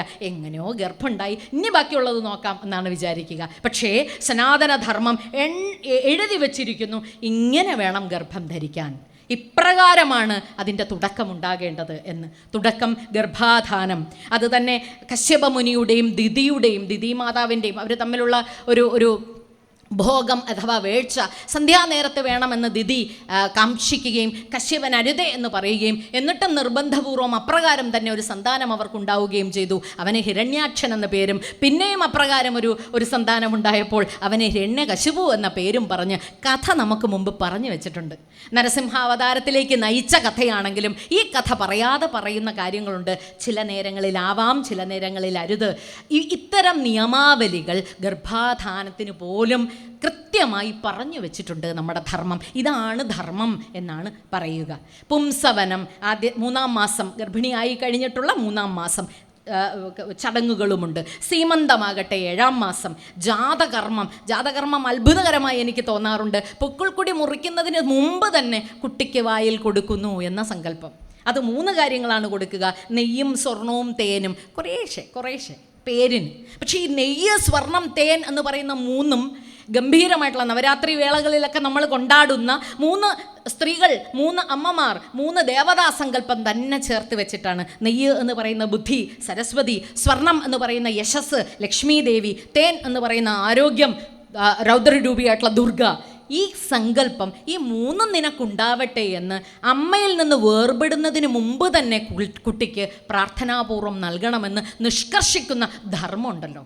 ഒന്ന് ആലോചിക്കൂ. കോടാനുകോടി വർഷങ്ങൾക്ക് മുമ്പ് എന്ന് രചിക്കപ്പെട്ടു എന്ന് പോലും നമുക്കറിയില്ലാത്ത വിധം നമ്മുടെ ധർമ്മം ഇതിനെ ഉറപ്പിച്ച് തന്നെ നിർത്തുന്നു. നീ നാമകരണം, പേരുകൾ, ഉചിതമായ പേരുകൾ കണ്ടെത്തുക. അതിന് നേരത്തെ പറഞ്ഞതുപോലെ തന്നെ സഹസ്രനാമങ്ങൾ നമുക്കുണ്ട്, അനവധി. ആണിനാണ്, പെണ്ണിന് ഇഷ്ടം മാതിരിയുണ്ട്. കണ്ടെത്തുക. പേരില്ലാത്ത കുട്ടിയായി, അർത്ഥമില്ലാത്ത നാമം പേറുന്ന കുഞ്ഞായി നമ്മുടെ കുട്ടികൾ വരാതിരിക്കട്ടെ എന്ന് സനാതനധർമ്മം നിഷ്കർഷിക്കുന്നുണ്ട്. അതുകൊണ്ട് തന്നെയാണ് പര്യായ പദങ്ങളുടെ ഒരു കൂട്ട് തന്നെ, അല്ലെങ്കിൽ ഒരു കൂമ്പാരം തന്നെ ഉറക്കെ നമ്മുടെ ധർമ്മം നമുക്ക് തന്നു വച്ചിരിക്കുന്നത്. നിഷ്ക്രമണം എന്ന് പറയുന്ന 4-ാം മാസത്തിൽ അന്നാണ് കുട്ടി ആദ്യമായി പുറം ലോകം കാണുക എന്ന സങ്കല്പം. അതാണ് നിഷ്ക്രമണം, പുറത്തേക്ക് പോവുക എന്നത്. പിന്നെ അന്നപ്രാശനം, അത് 5 മാസമോ 6 മാസമോ ആണ് പെണ്ണ് എന്ന ക്രമത്തിലൊക്കെ ഇപ്പം നമ്മൾ നടത്തുന്നത്. അതിൽ ഉപ്പും മുളകും പുളിയുമാണ് കൊടുക്കുക. ചില ക്ഷേത്രങ്ങളിൽ ഞാൻ കാണാറുണ്ട്, ഇങ്ങനെ ഉരുട്ടി വെച്ച് പുളി അങ്ങോട്ട് വയ്ക്കുകയും കുഞ്ഞിൻ്റെ ആ പുളിയൊക്കെ എവിടെ നിന്ന് വന്നതാണോ, എപ്രകാരമാണോ എന്നൊക്കെ. അപ്പോൾ നമ്മളൊന്ന് അനുധാവനം ചെയ്യണം. എന്താണ് പറഞ്ഞു വെച്ചിരിക്കുന്നത്? ലേശം തൈര് അവിടെ വെച്ചാൽ മതി. തൈരിന് പുളിയുണ്ട്. അപ്പോൾ പുളിയുള്ള എന്തെങ്കിലും വേണം, മധുരമുള്ള എന്തെങ്കിലും വേണം, ഉപ്പുള്ള എന്തെങ്കിലും വേണം എന്നേ അർത്ഥമുള്ളൂ. അത് ഏറ്റവും കേമമായി തന്നെ അവിടെ വെച്ചിട്ട് അത് കുഞ്ഞിൻ്റെ നാവിൽ കൊടുക്കുകയും ആ മുകുളങ്ങളെല്ലാം ത്രസിക്കുകയും പിന്നീട് നല്ല ഭക്ഷണം കിട്ടട്ടെ, പിന്നെ നല്ല ആരോഗ്യവാനായി മാറട്ടെ എന്ന സങ്കല്പമാണ് ഒരുപക്ഷെ അന്നപ്രാശന അങ്ങനെ വെക്കുന്നത്. പിന്നെ ചൂടാകരണം, ആദ്യത്തെ മുടി വടിച്ചു കളയുന്ന പറയുന്നത് 1 വയസ്സിലോ 2 വയസ്സിലോ ക്രമപ്രകാരം ഓരോരുത്തർക്കും. അതാണ് ചൂടാകരണം എന്ന് പറയുന്നത്. ഉപനയനം എന്ന് പറയുന്നത് വിദ്യാരംഭത്തിന് തൊട്ടു മുമ്പിലാണ്. കുട്ടിയെ ഒന്ന് ഒരുക്കുകയാണ്. ഇനിയാണ് നീ വിദ്യാർത്ഥിയാകാൻ പോകുന്നത്. വിദ്യാർത്ഥിയാകുമ്പോൾ സ്വാഭാവികമായും നീ അനുവർത്തിക്കേണ്ടതായിട്ടുള്ള ബ്രഹ്മചര്യ പദ്ധതിയുണ്ട്.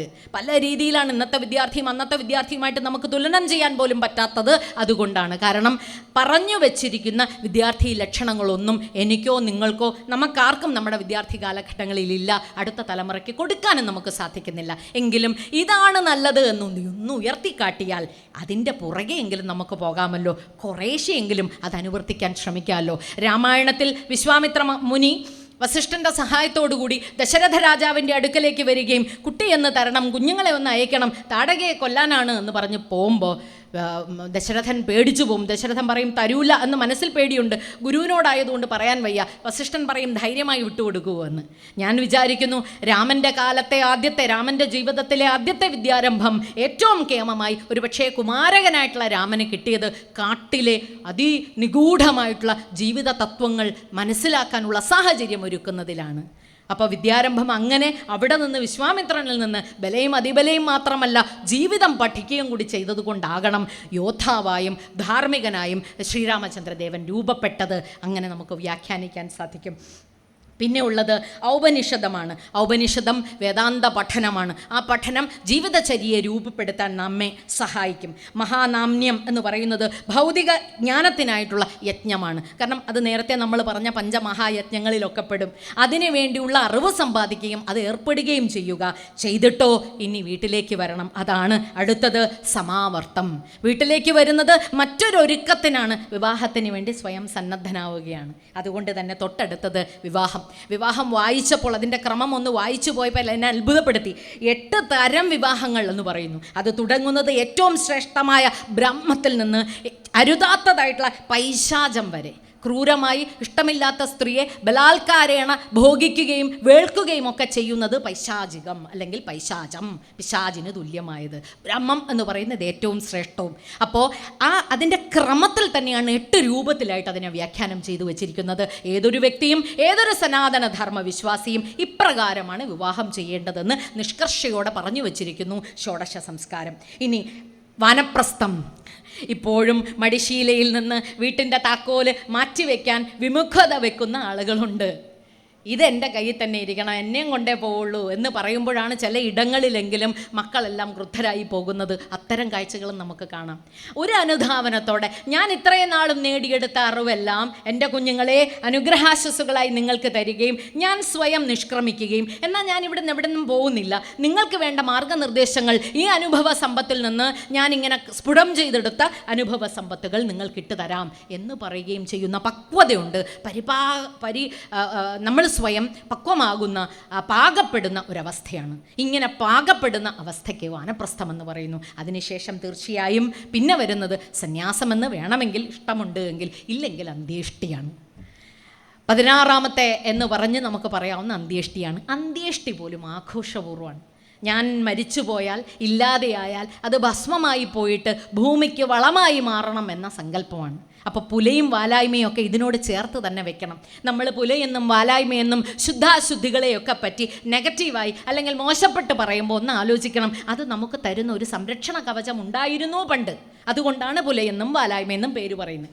എന്തെങ്കിലും തീരാവ്യാധികളാൽ ഒരാൾ മരണപ്പെട്ടാൽ അവിടേക്ക് പിന്നെ അവിടെയുള്ള ആളുകൾ പിന്നെ ജനസമ്പർക്കത്തിൽ ഇടപെടണ്ട എന്ന് പറയുന്ന ശാസ്ത്രീയതയാകണം തീർച്ചയായും അതിനെ ഭംഗിയാക്കിയത്. പിന്നെ ഇന്നത്തെ പോലെയുള്ള ശസ്ത്രക്രിയാ മുറികളോ സ്റ്റെറിലൈസേഷൻ സിസ്റ്റങ്ങളോ ഇല്ലാതിരുന്ന ഒരു കാലത്ത് ഒരിടത്ത് ജനനമുണ്ടായാൽ അവർക്ക് വാലായ്മ പുലർത്തുകയും അവിടേക്ക് അധികം സംസർഗങ്ങളൊന്നും ഏർപ്പെടാതെ കുറച്ച് നാളുകൾ കുട്ടിയുടെയും അമ്മയുടെയും ആരോഗ്യത്തിന് എന്ന് പറഞ്ഞു വെച്ചതുമാകാം. അപ്പോൾ ഒന്ന് ആലോചിക്കൂ, സനാതനം എന്ന് പറയുന്നത് എത്ര സമ്പുഷ്ടമാണ് അതിൻ്റെ ആചാര പദ്ധതികൾ തന്നെ നിഷ്കർഷയോടെ പറയുന്നത്. ഇതിഹാസങ്ങളെപ്പറ്റി പ്രതിപാദിച്ചിട്ട് നിർത്താം എന്ന് ഞാൻ വിചാരിക്കുന്നു. കാരണം ഇതിഹാസം പറഞ്ഞില്ല എങ്കിൽ നമ്മുടെ സംസ്കാരം എന്ത് എന്നും നമ്മുടെ ധർമ്മം എന്ത് എന്നും അത് പുലർത്തുന്ന നൈതികത എന്ത് എന്നും ലോകത്തിന് അറിയാൻ പറ്റില്ല. പുരാണ ഇതിഹാസങ്ങൾ എന്ന് പറയുന്നത് ഈ പറയുന്ന ഉപനിഷത്തുകളിലോ വേദങ്ങളിലോ പറഞ്ഞു വച്ചിരിക്കുന്ന അറിവ് വളരെ ലളിതമായി എനിക്കും നിങ്ങൾക്കും നമ്മളെയൊക്കെ പോലുള്ള സാധാരണ മനുഷ്യർക്ക് മനസ്സിലാകുന്ന രീതിയിൽ പറഞ്ഞു ഫലിപ്പിക്കുകയാണ് ചെയ്യുക. അതിലെ ആദികാവ്യം എന്ന് പറയുന്ന രാമായണം തന്നെ ഏറ്റവും നല്ല ഉദാഹരണമായിട്ടെടുക്കാം. നമ്മൾ നേരത്തെ പറഞ്ഞ പുരുഷാർത്ഥങ്ങളിലെ ധർമ്മ, അർത്ഥ, കാമ, മോക്ഷം കൃത്യമായും ഈ രണ്ട് ഇതിഹാസങ്ങളിൽ നമുക്ക് കാണാൻ പറ്റും. രാമായണം എന്ന് പറയുന്നതിൻ്റെ രണ്ട് വാചകങ്ങളൊന്ന് അടർത്തിയെടുത്താൽ ആരാണ് രാമൻ, ആരാണ് ദശരഥൻ എന്ന് മനസ്സിലാക്കാൻ പറ്റും. രാമോ വിഗ്രഹവാൻ ധർമ്മ, അതായത് ഒരു ധർമ്മത്തിനെ രൂപമെടുത്തൊരു വിഗ്രഹമാക്കി വെച്ചാൽ ആര്, അതാണ് രാമൻ. നിങ്ങളുടെ എല്ലാവരുടെയും റോൾ മോഡൽ, നമ്മളുടെ എല്ലാവരുടെയും റോൾ മോഡലായിട്ട് തന്നെ ധർമ്മത്തിൻ്റെ പ്രതിരൂപമായി രാമനെ കാണണം എന്നൊരു വാചകമുണ്ട്. അതുപോലെ തന്നെ അതികാമാത് ദശഗ്രീവ, ദശഗ്രീവൻ എന്ന് പറയുന്നത് ദശകണ്ഠൻ എന്ന അർത്ഥത്തിൽ തന്നെയാണ് സാക്ഷാൽ രാവണൻ്റെ ഒറ്റ കുഴപ്പമേ ഉള്ളൂ, അതികാമം. എന്തും എന്ന് പറയുന്നത് ദോഷമാണ് എന്നുള്ളത് കൃത്യമായി തന്നെ സനാതനധർമ്മം പറഞ്ഞു വച്ചിരിക്കുവാണ്. അപ്പോൾ ധർമാർത്ഥങ്ങളിൽ കാമം ധർമ്മനിബദ്ധമല്ല എങ്കിൽ അത് അബദ്ധത്തിലേക്ക് കലാശിക്കും എന്ന് രാവണൻ്റെ കഥ നമ്മെ പഠിപ്പിക്കുന്നുണ്ട്.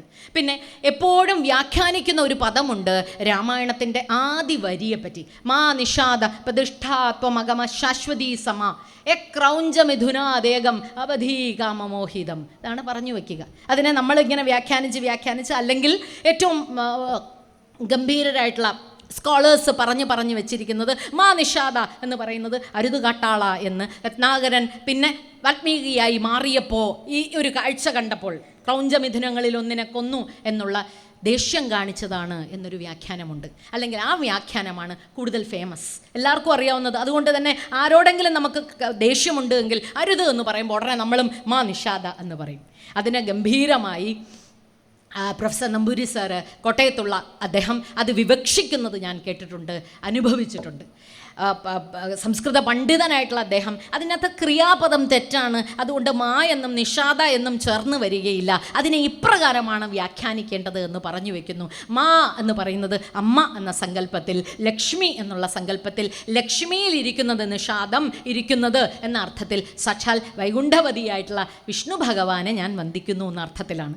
ക്രൗഞ്ചമിഥുനം എന്ന് പറയുന്നത് മണ്ഡോദരിയും രാവണനും ചേരുന്ന മിഥുനം, അതായത് പെയർ, അതിലെ ഒന്ന് വല്ലാണ്ട് കാമമോഹിതമായി മാറി, അതാ രാവണൻ. ആ രാവണനെ കെടുത്തിയ, ആ രാവണനെ ഇല്ലാതെയാക്കിയിട്ട് ചിരസ്ഥായിയായ പ്രതിഷ്ഠ നേടിയ അല്ലയോ വിഷ്ണു ഭഗവാനെ അവിടുത്തെ ഞാൻ വന്ദിക്കുന്നു എന്ന് പറഞ്ഞ് വളരെ പ്രസാദാത്മകമായിട്ടാണ് രാമായണം തുടങ്ങുന്നത്.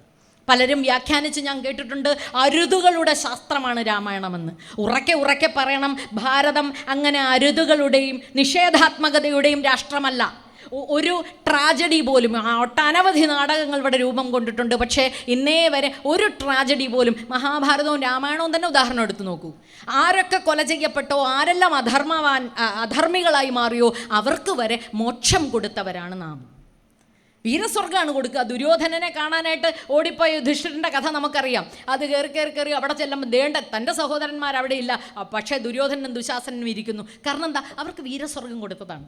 അപ്പം ഭാരതത്തിൻ്റെ മുഖമുദ്ര എന്താണ്, സനാതനധർമ്മത്തിൻ്റെ മുഖമുദ്ര എന്താണ് എന്ന് ചോദിച്ചാൽ ഉറക്കെ പറയാൻ നമ്മൾ പഠിക്കണം. പ്രസാദാത്മകതയാണ്. ഇവിടെ നേര് മാത്രമേ ഉള്ളൂ, നേര് മാത്രം. തിന്മ എന്ന് പറയില്ല നമ്മൾ. തിന്മയുള്ള ആളും നല്ല ഭജനത്തിലൂടെ, നല്ല അത് തിരിച്ചറിവോടുകൂടി പശ്ചാത്താപ വിവശനായി വന്നാൽ അവന് മോക്ഷം കൊടുക്കുന്ന നാടാണ് നമ്മുടേത്. അതുകൊണ്ടാണ് ദുശാസനന് ക്ഷേത്രം വരെ പണിത് കൊടുത്തിരിക്കുന്നത് നാം. അപ്പോൾ നീചം എന്ന് പറയാവുന്ന ഒന്നുമില്ല. അതുകൊണ്ട് ഇനിയെങ്കിലും മാ നിഷാദ ഒന്ന് വായിക്കുമ്പോൾ ഇത്തരം വ്യാഖ്യാനവും കൂടെ ഒന്ന് ചേർത്ത് വായിക്കുകയോ, നിങ്ങൾക്കറിയാവുന്ന, നമുക്കൊക്കെ അറിയാവുന്ന സംസ്കൃത പണ്ഡിതന്മാരോട് ഇത്തരം ഭാഷ്യമാണോ കൂടുതൽ അനുയോജ്യം എന്ന് ചോദിക്കുമ്പോൾ നമുക്ക് തിരിച്ചറിയാൻ സാധിക്കും സാക്ഷാൽ വാൽമീകി ഹർഷത്തോടു കൂടിയാണ്. കാരണം വാൽമീകം പൊട്ടിച്ചിട്ട് പുറത്തേക്ക് വരുന്നവന് ശപിക്കാനല്ല തോന്നുക, അവന് ദുഃഖമുണ്ട് തീർച്ചയായും. ആ ദുഃഖം, സംസാര ദുഃഖത്തിൽ നിന്ന് ബാക്കി ആൾക്കാരെയെല്ലാം കരകയറ്റാനുള്ള ശക്തിയുമായിട്ടാണല്ലോ ഞാൻ വരുന്നത്. ഞാൻ എപ്രകാരമാണ് രമിക്കേണ്ടത്, ഞാൻ എപ്രകാരമാണ് ഇടപെടേണ്ടത് എന്ന ചിന്തയാണ്. അതുകൊണ്ട് തന്നെയാകാം തൻ്റെ ആശ്രമത്തിൽ വന്ന ലവനെയും കുശനെയും, സീതാപരിത്യാഗത്തിന് ശേഷം തൻ്റെ ആശ്രമത്തിലെത്തിയ ലവനെയും കുശനെയും സീതയുടെയും രാമൻ്റെയും കഥ പഠിപ്പിച്ചത്.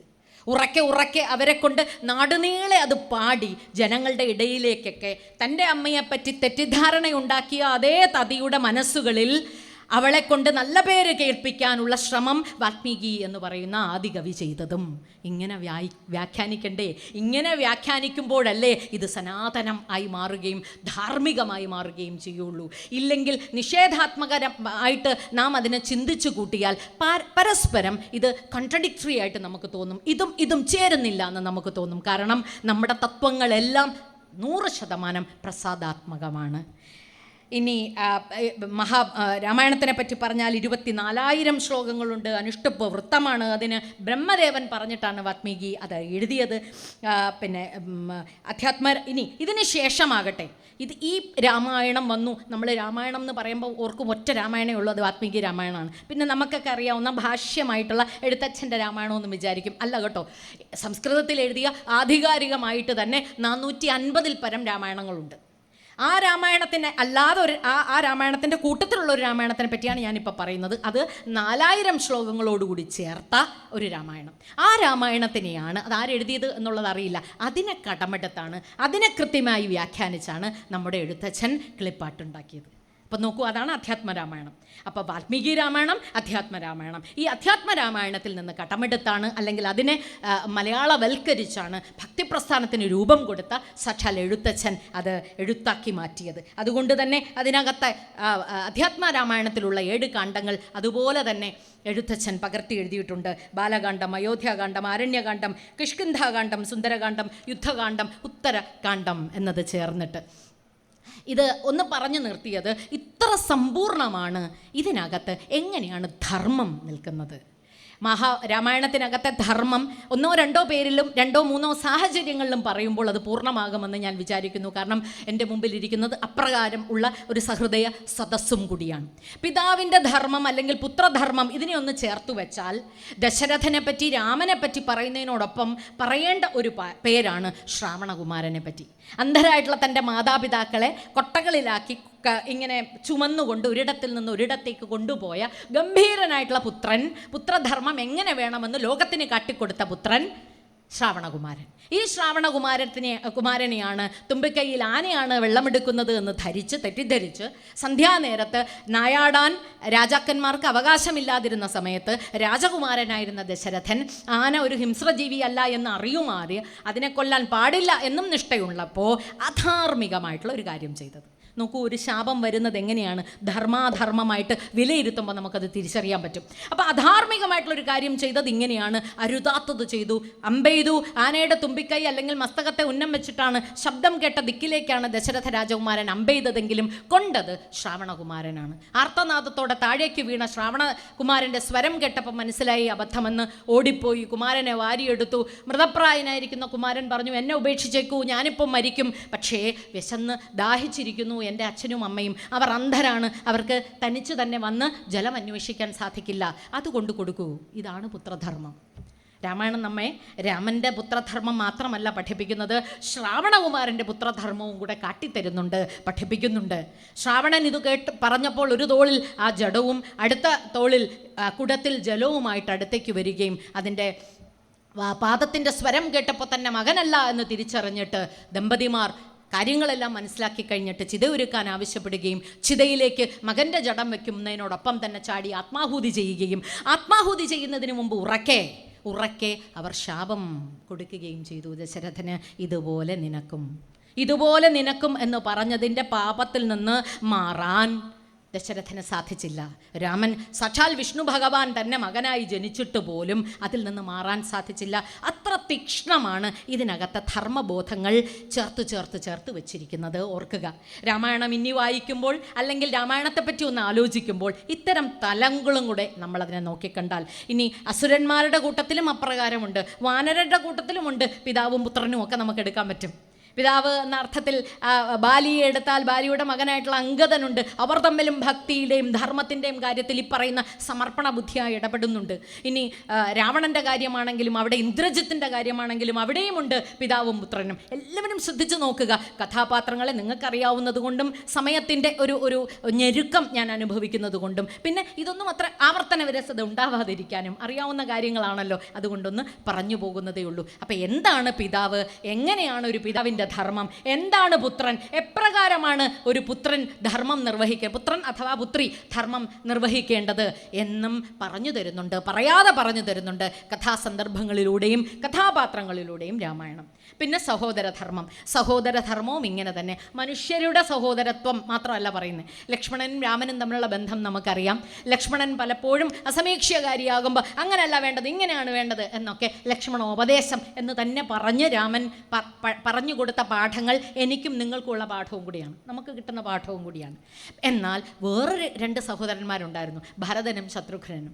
ഇവർ രണ്ടുപേരും സന്യാസതുല്യരായി എങ്ങനെയാണോ തൻ്റെ 2 സഹോദരന്മാർ ജീവിച്ചത് അതുപോലെ തന്നെ പാതുകം കൊണ്ടുവന്ന് വെച്ച് പൂജിച്ചിട്ട് അപ്രകാരം ജീവിക്കുമ്പോൾ അവരുടെ സാഹോദര്യവും ഒന്നും ആലോചിക്കേണ്ടതില്ലേ, കൂട്ടിച്ചേർത്ത് വായിക്കേണ്ടതില്ലേ, ധർമ്മത്തെ നോക്കിക്കാണേണ്ടതില്ലേ? അങ്ങനെ തന്നെയാണ് ജടായുവും സമ്പാദിയും എന്ന് പറയുന്ന 2 സഹോദരരെയും നോക്കിക്കാണേണ്ടത്.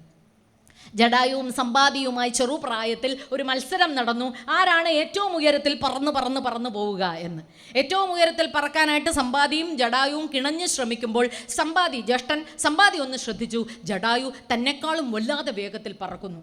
ഉയരത്തിൽ പറക്കുന്നതിലുള്ള അസൂയയായിരുന്നില്ല, മറിച്ച് സൂര്യൻ്റെ അടുത്തേക്ക് ജടായു പോകുന്നത് കണ്ട് പേടിച്ച് സമ്പാദി ആത്മഹത്യാപരമായി തന്നെ ജടായുവിന് മേൽ പറന്നു. ജടായുവിന് മേൽ പറന്നു എന്ന് പറയുമ്പോൾ ആലോചിച്ച് നോക്കണം, സമ്പാദിക്ക് പറക്കാൻ പറ്റും. പക്ഷേ മേളിൽ പറഞ്ഞത് എന്തിനാണ്? തൻ്റെ ചിറകുകൾ കരിഞ്ഞോട്ടെ, തൻ്റെ സഹോദരന് കുഴപ്പം പറ്റരുത് എന്നാണ്. സഹോദരധർമ്മം എങ്ങനെയാണെന്ന് നോക്കൂ. കഥയുടെ ഏറ്റവും അവസാനം ജടായുവിന് മംഗലം കിട്ടുന്ന നിമിഷം എങ്ങനെയാണോ തൻ്റെ പിതാവിന് അന്ത്യേഷ്ടി നടത്തുക അപ്രകാരം തന്നെ ശ്രീരാമചന്ദ്രദേവൻ ചെയ്യാനായി തുനിഞ്ഞപ്പോൾ കൂപ്പുകൈകളോട് ജടായു പറഞ്ഞു എന്നാണ് കഥ. എൻ്റെ സഹോദരൻ എവിടെയോ ഉണ്ട്, മരിച്ചു പോയിട്ടുണ്ടാവാം, മൺമറഞ്ഞിട്ടുണ്ടാകാം, അന്ന് കത്തിക്കരിഞ്ഞ് താഴേക്ക് പോയത് മാത്രമേ എനിക്കറിയാവുള്ളൂ. ദയവായി എനിക്ക് മംഗലം തരുന്നത് പോലെ തന്നെ മോക്ഷം എൻ്റെ ജ്യേഷ്ഠനും കൊടുക്കണേ എന്ന് ആലോചിച്ച് നോക്കൂ. കിളികളാണേ, വെറും പക്ഷികളാണ്. പക്ഷെ ആ പക്ഷികളെ രാമായണം എങ്ങനെയാണ് ശക്തമായി എൻ്റെയും നിങ്ങളുടെ മുമ്പിൽ നിർത്തുന്നത്? ഇതാണ് സഹോദരധർമ്മം എന്ന് കാട്ടിക്കൊണ്ട്. ഇനി വേറെ സഹോദരന്മാരുണ്ട്, വിഭീഷണനും രാവണനും കുംഭകർണനും ചേർന്നത്. 6 മാസം ഉറക്കത്തിലായ ഒരാൾ ഇതുപോലെ തന്നെ മരിക്കാൻ തുനിയുന്നു, എൻ്റെ സഹോദരന് വേണ്ടി ഞാൻ എന്നും ചെയ്യും. മരിക്കാനായിട്ടാണ് പോകുന്നത്. തമോ ഗുണത്തിൻ്റെ പ്രതീകമാണ് കുംഭകർണൻ. എങ്കിലും ഞാൻ വിചാരിക്കുന്നു രാജസഗുണം അവിടെ കൂടുതലായി വരുന്നു തൻ്റെ സഹോദരന് വേണ്ടി നിൽക്കുമ്പോൾ. വിഭീഷണനാകട്ടെ ഈ 3 പേരും 3 ഗുണങ്ങളെ തന്നെ പ്രതിനിധാനം ചെയ്യുന്നവരായി നമുക്ക് കാണാം. ഇതുപോലെ തന്നെ സ്ത്രീ കഥാപാത്രങ്ങൾ. ഊർമിളയുടെ മുമ്പിൽ മാത്രമേ ശ്രീരാമചന്ദ്രദേവൻ മുഖം കുനിച്ചിട്ടുള്ളൂ എന്നും ഒരു ഭാഷ്യമുണ്ട്. ഞാൻ പറഞ്ഞ 450-ൽ പരം യഥാർത്ഥ രാമായണങ്ങളും 1000-ഓ ലക്ഷത്തിൽ പരം വ്യാഖ്യാനങ്ങളും ദശലക്ഷത്തിൽ പരം ഉപവ്യാഖ്യാനങ്ങളിലും ഏതിലൊക്കെയോ വരുന്ന ഒരു കഥയാണിത്. അതുകൊണ്ട് ഇത് ഏതിൽ എങ്ങനെ എന്ന് ചോദിച്ചാൽ നമുക്കറിയില്ല. ഊർമിള സുസ്മേരവദനയായി തന്നെ അഭിഷേകം നടത്തുന്ന വേളയിൽ ഇവർ വനത്തിൽ നിന്ന് തിരിച്ചു വരുന്ന സമയം ഓടി നടത്തുന്ന കാര്യങ്ങളെല്ലാം ചെയ്യുന്നത് കണ്ട് ശ്രീരാമചന്ദ്രദേവൻ അത്ഭുതപ്പെട്ടു. തൻ്റോടൊപ്പം തൻ്റെ ഭാര്യയുണ്ട്. ഭരതനും ശത്രുഘ്നനുമാകട്ടെ മാണ്ഡവിയും ശ്രുതകീർത്തിയും കൂടെ തന്നെയുണ്ട്. ഭർത്താവ് ഒപ്പമില്ലാതെ താൽക്കാലിക വൈധവ്യം അനുഭവിച്ച ഒരൊറ്റ സഹോദരിയെ ഇവിടെ ഉള്ളൂ, അത് ഊർമിളയാണ്. ഊർമിളയുടെ അടുത്ത് വന്ന് മുഖം കുനിച്ചിട്ട് ശ്രീരാമചന്ദ്രദേവൻ മാപ്പിരുന്നപ്പോൾ ചിരിച്ചുകൊണ്ട് തന്നെ അവൾ മറുപടി പറഞ്ഞു, ഒരു കുഴപ്പമില്ല, അന്ന് യാത്ര ചോദിക്കാനായി എൻ്റെ അടുക്കലേക്ക് ലക്ഷ്മണൻ വന്നായിരുന്നു, അന്ന് അദ്ദേഹത്തോട് ഒറ്റ വരമേ ഞാൻ ചോദിച്ചോളൂ, അവിടുന്ന് എൻ്റെ അടുക്കലില്ല എന്ന് എനിക്ക് തോന്നരുത്, എനിക്ക് വിരഹം തോന്നരുത്. ഇതും സഹോദര സ്നേഹമായിട്ട് തന്നെ കൂട്ടിച്ചേർത്ത് വായിക്കേണ്ടതുണ്ട്. അതിനെ പതീധർമ്മം പത്നീധർമ്മം എന്നും നമുക്ക് വായിക്കാം. അങ്ങനെ ധാർമ്മികതയുടെ മൂലഗ്രന്ഥമായി നമ്മൾ രാമായണത്തെ നോക്കിക്കാണേണ്ടതും ആ അർത്ഥത്തിലാണ്. മാതൃധർമ്മം പത്നീധർമ്മം എന്നത് സുമിത്രയിലൂടെ നമുക്ക് കാണാം. മാറ്റി നിർത്തപ്പെട്ടവളാണ്, പക്ഷേ തൻ്റെ കുട്ടികളെ സമർപ്പണ ബുദ്ധിയ മറ്റു 2 സഹോദരങ്ങൾക്ക് വീതം വെച്ചു കൊടുത്തവൾ. മണ്ഡോദരിയുണ്ട്. മണ്ഡോദരി എന്ന് പറയുന്ന കഥാപാത്രത്തിൻ്റെ കരുത്ത് അതുകൊണ്ടാണ് പഞ്ചകന്യമാരുടെ കൂട്ടത്തിൽ രാക്ഷസ സ്ത്രീയായിരുന്നിട്ടും മണ്ഡോദരി ഉൾപ്പെടുന്നത് എന്ന് ഞാൻ വിചാരിക്കുന്നു. കാരണം തൻ്റെ ഭർത്താവ് ചെയ്യുന്ന ചെയ്തി അത് ഭാര്യ എന്ന നിലയിൽ തൻ്റെ ആത്മാഭിമാനത്തെ വരെ നശിപ്പിക്കുന്നു എന്ന് കണ്ടറിഞ്ഞിട്ടും അവസാന നിമിഷം വരെയും അദ്ദേഹത്തിനോട് ഇതിനെതിരെ പോരാടിക്കൊണ്ടിരിക്കുകയും ഒരു നിമിഷം പോലും അദ്ദേഹത്തെ കൈയൊഴിയുകയും ചെയ്യാതിരിക്കുന്ന ഒരു ധർമ്മബോധമുണ്ട്. പക്ഷേ ഇന്നത്തെ കാലത്ത് നമുക്ക് നോക്കി വായിക്കാനോ അത് ശരിയെന്ന് കാണാനോ സാധിക്കില്ലായിരിക്കും. പക്ഷേ അങ്ങ് ത്രേതായുഗത്തിൽ അതൊരു അപാര ധാർമ്മികത തന്നെയായിട്ട് നോക്കിക്കാണണം. കൈവെടില്ല, പക്ഷേ ഇത് അരുത് അരുത് എന്ന് ഞാൻ പറഞ്ഞുകൊണ്ടേയിരിക്കും. അതാണ് ആ ധാർമ്മികത. അത് ഉറക്കെ പറയുന്നുണ്ട്. പിന്നെ താരയാവട്ടെ, താരോപദേശം തന്നെ നമുക്കറിയാം. പിന്നെ സീതയാവട്ടെ, അതിനെപ്പറ്റി ഞാൻ കൂടുതൽ പ്രതിപാദിക്കുന്നില്ല, നമുക്കറിയാവുന്നതാണ്. സീതയുടെ ഏറ്റവും വലിയ പത്നി ധർമ്മമെന്ന് ഞാൻ വിശ്വസിക്കുന്നത് ഉപേക്ഷിക്കപ്പെട്ടപ്പോൾ തിരിഞ്ഞു നിന്നൊരു ചോദ്യം ചോദിക്കാത്തതാണ്. കാരണം അവൾക്കറിയാം രാജാവ് ആരെന്നും രാമൻ ആരെന്നും. ഏകപത്നി വ്രതക്കാരനായിട്ട് സപത്നിമാരുടെ മകനായി, അതായത് ദശരഥന് 3 ഭാര്യമാരുണ്ട്, എന്നിട്ട് രാമൻ ഒറ്റ ഭാര്യയെ ഉണ്ടാവുള്ളൂ എന്ന് ഉറപ്പ് കൊടുത്തപ്പോൾ അവൾക്കത് തീരുമാനമുണ്ടായിരുന്നു, എനിക്ക് ഇദ്ദേഹത്തിന് ഞാനും മാത്രമേ ഉള്ളൂ എന്ന്. അതുകൊണ്ട് തന്നെയാണ് കഥയുടെ ഏറ്റവും ഒടുവിൽ വരെ രാജസൂയം നടത്തുമ്പോൾ അവിടെ മറ്റൊരു പെണ്ണിനെ താൽക്കാലികമായി കൊണ്ടുവന്നിരുത്താവോ എന്ന് വസിഷ്ഠൻ ചോദിച്ചിട്ടും കൊണ്ടുവരാതെ കാഞ്ചന സീതയെ ഇരുത്തിയത്. രാമൻ്റെ മനസ്സിൽ സീതയല്ലാതെ മറ്റൊരു പെണ്ണില്ല. ഇത് ഏറ്റവും കേമമായി അറിയാവുന്നത് സാക്ഷാൽ സീതയ്ക്ക് തന്നെയാണ് എന്നാണ് വിശ്വാസം. അപ്പോൾ ലോകത്തിനോടായി ഉറക്കെ തൻ്റെ ഭർത്താവ് ഒരു രാജാവും കൂടിയാണ് എന്നറിഞ്ഞപ്പോൾ എന്തുമാത്രം വേദനയായിരിക്കും ഈ 2 പേര് അനുഭവിച്ചിട്ടുണ്ടാവുക രാജാക്കന്മാരാകുമ്പോൾ. സ്വാർത്ഥലാഭത്തിന് വേണ്ടി പ്രജകളുടെ ഇഷ്ടം ഹനിക്കുന്ന ഇന്നത്തെ കാലത്ത് ഒന്ന് നോക്കി വായിക്കേണ്ടതുണ്ട് ശ്രീരാമചന്ദ്രദേവൻ എന്ന രാജാവിനെയും അദ്ദേഹത്തിൻ്റെ ഭാര്യ റാണിയായ സാക്ഷാൽ സീതയും, അവരുടെ പാരസ്പര്യവും അവരുടെ സ്നേഹവും. പിന്നെ രാജധർമ്മവും പ്രജാധർമ്മവും അങ്ങനെ വേണം നോക്കി വായിക്കാനായിട്ട്.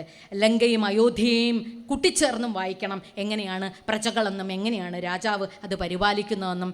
ഇനി നാട് നശിച്ചു പോയിട്ട്, ലങ്ക ഇല്ലാതെയായി പോയിട്ട്, അല്ലെങ്കിൽ ലങ്കേശൻ ഇല്ലാതെയായി പോയിട്ടും ആ നാടിനെ തൻ്റെ സാമ്രാജ്യത്തോട് ചേർത്ത് പിടിക്കുകയല്ല രാമൻ ചെയ്തത്. മറിച്ച് ആ നാടിൻ്റേതായിട്ടുള്ള സ്വത്വമുണ്ട് എന്നും ആ ഐഡൻറ്റിറ്റി നിലനിർത്താനായിട്ട് ആ നാടിൻ്റെ തന്നെ മണം പേറുന്ന ഒരു രാജാവ് തന്നെ ഉണ്ടാകണമെന്ന് പറഞ്ഞ് വിഭീഷണനെ രാജാവാക്കുകയാണ് ചെയ്തത്. അതും ഇളമുറ തെറ്റിക്കാതെ. മറ്റു 2 പേരും മരിച്ചു കഴിയുമ്പോൾ സ്വാഭാവികമായും വിഭീഷണനാണ് അടുത്ത അവകാശി എന്ന മട്ടിൽ. ഇതാണ് ധാർമ്മികത. ഇതാണ് രാമനെ ധർമ്മത്തിൻ്റെ വിഗ്രഹമായി തന്നെ നമ്മുടെ മനസ്സിൽ വയ്ക്കുന്നത്. പരശുരാമൻ മുന്നിലേക്ക് വന്നിട്ട് പരശുരാമൻ ആക്രോശിക്കുന്ന രംഗത്ത് അതിന് വല്ലാതെ വ്യാഖ്യാനങ്ങളുണ്ട്. സീത എന്ന് പറയുന്ന ആത്മബലം കയ്യിൽ കൊണ്ടുവന്ന് ത്രയംബകം എന്ന് പറയുന്ന കുണ്ടലിനി നിവർത്തി ഒടിച്ച് അതിൽ നിന്ന് നേടിയെടുത്ത ആത്മവിദ്യയാണ് സീത എന്നൊരു സങ്കല്പമുണ്ട്. അത് വെറും ബിംബത്തിൻ്റെ രൂപത്തിലാണ്, താത്വികമായിട്ടുള്ള അർത്ഥത്തിലാണ്. ഏതായാലും സീതയും കൂടെ കയ്യിലിരിക്കുമ്പോൾ, അല്ലെങ്കിൽ ആത്മവിദ്യ കൈവശമുള്ളപ്പോഴാണ് അഹങ്കാരിയായിട്ടുള്ള പരശുരാമൻ്റെ മുഖത്തോട് നോക്കി ചോദ്യം ചോദിക്കാൻ, ബാലകനോട് യുദ്ധം ചെയ്യാൻ അവിടത്തേക്ക് എങ്ങനെ സാധിക്കുന്നു എന്ന് ചോദിക്കാൻ വേണ്ട ധൈര്യം ഒരു പക്ഷേ ശ്രീരാമചന്ദ്രദേവൻ ഉണ്ടാവുന്നത്.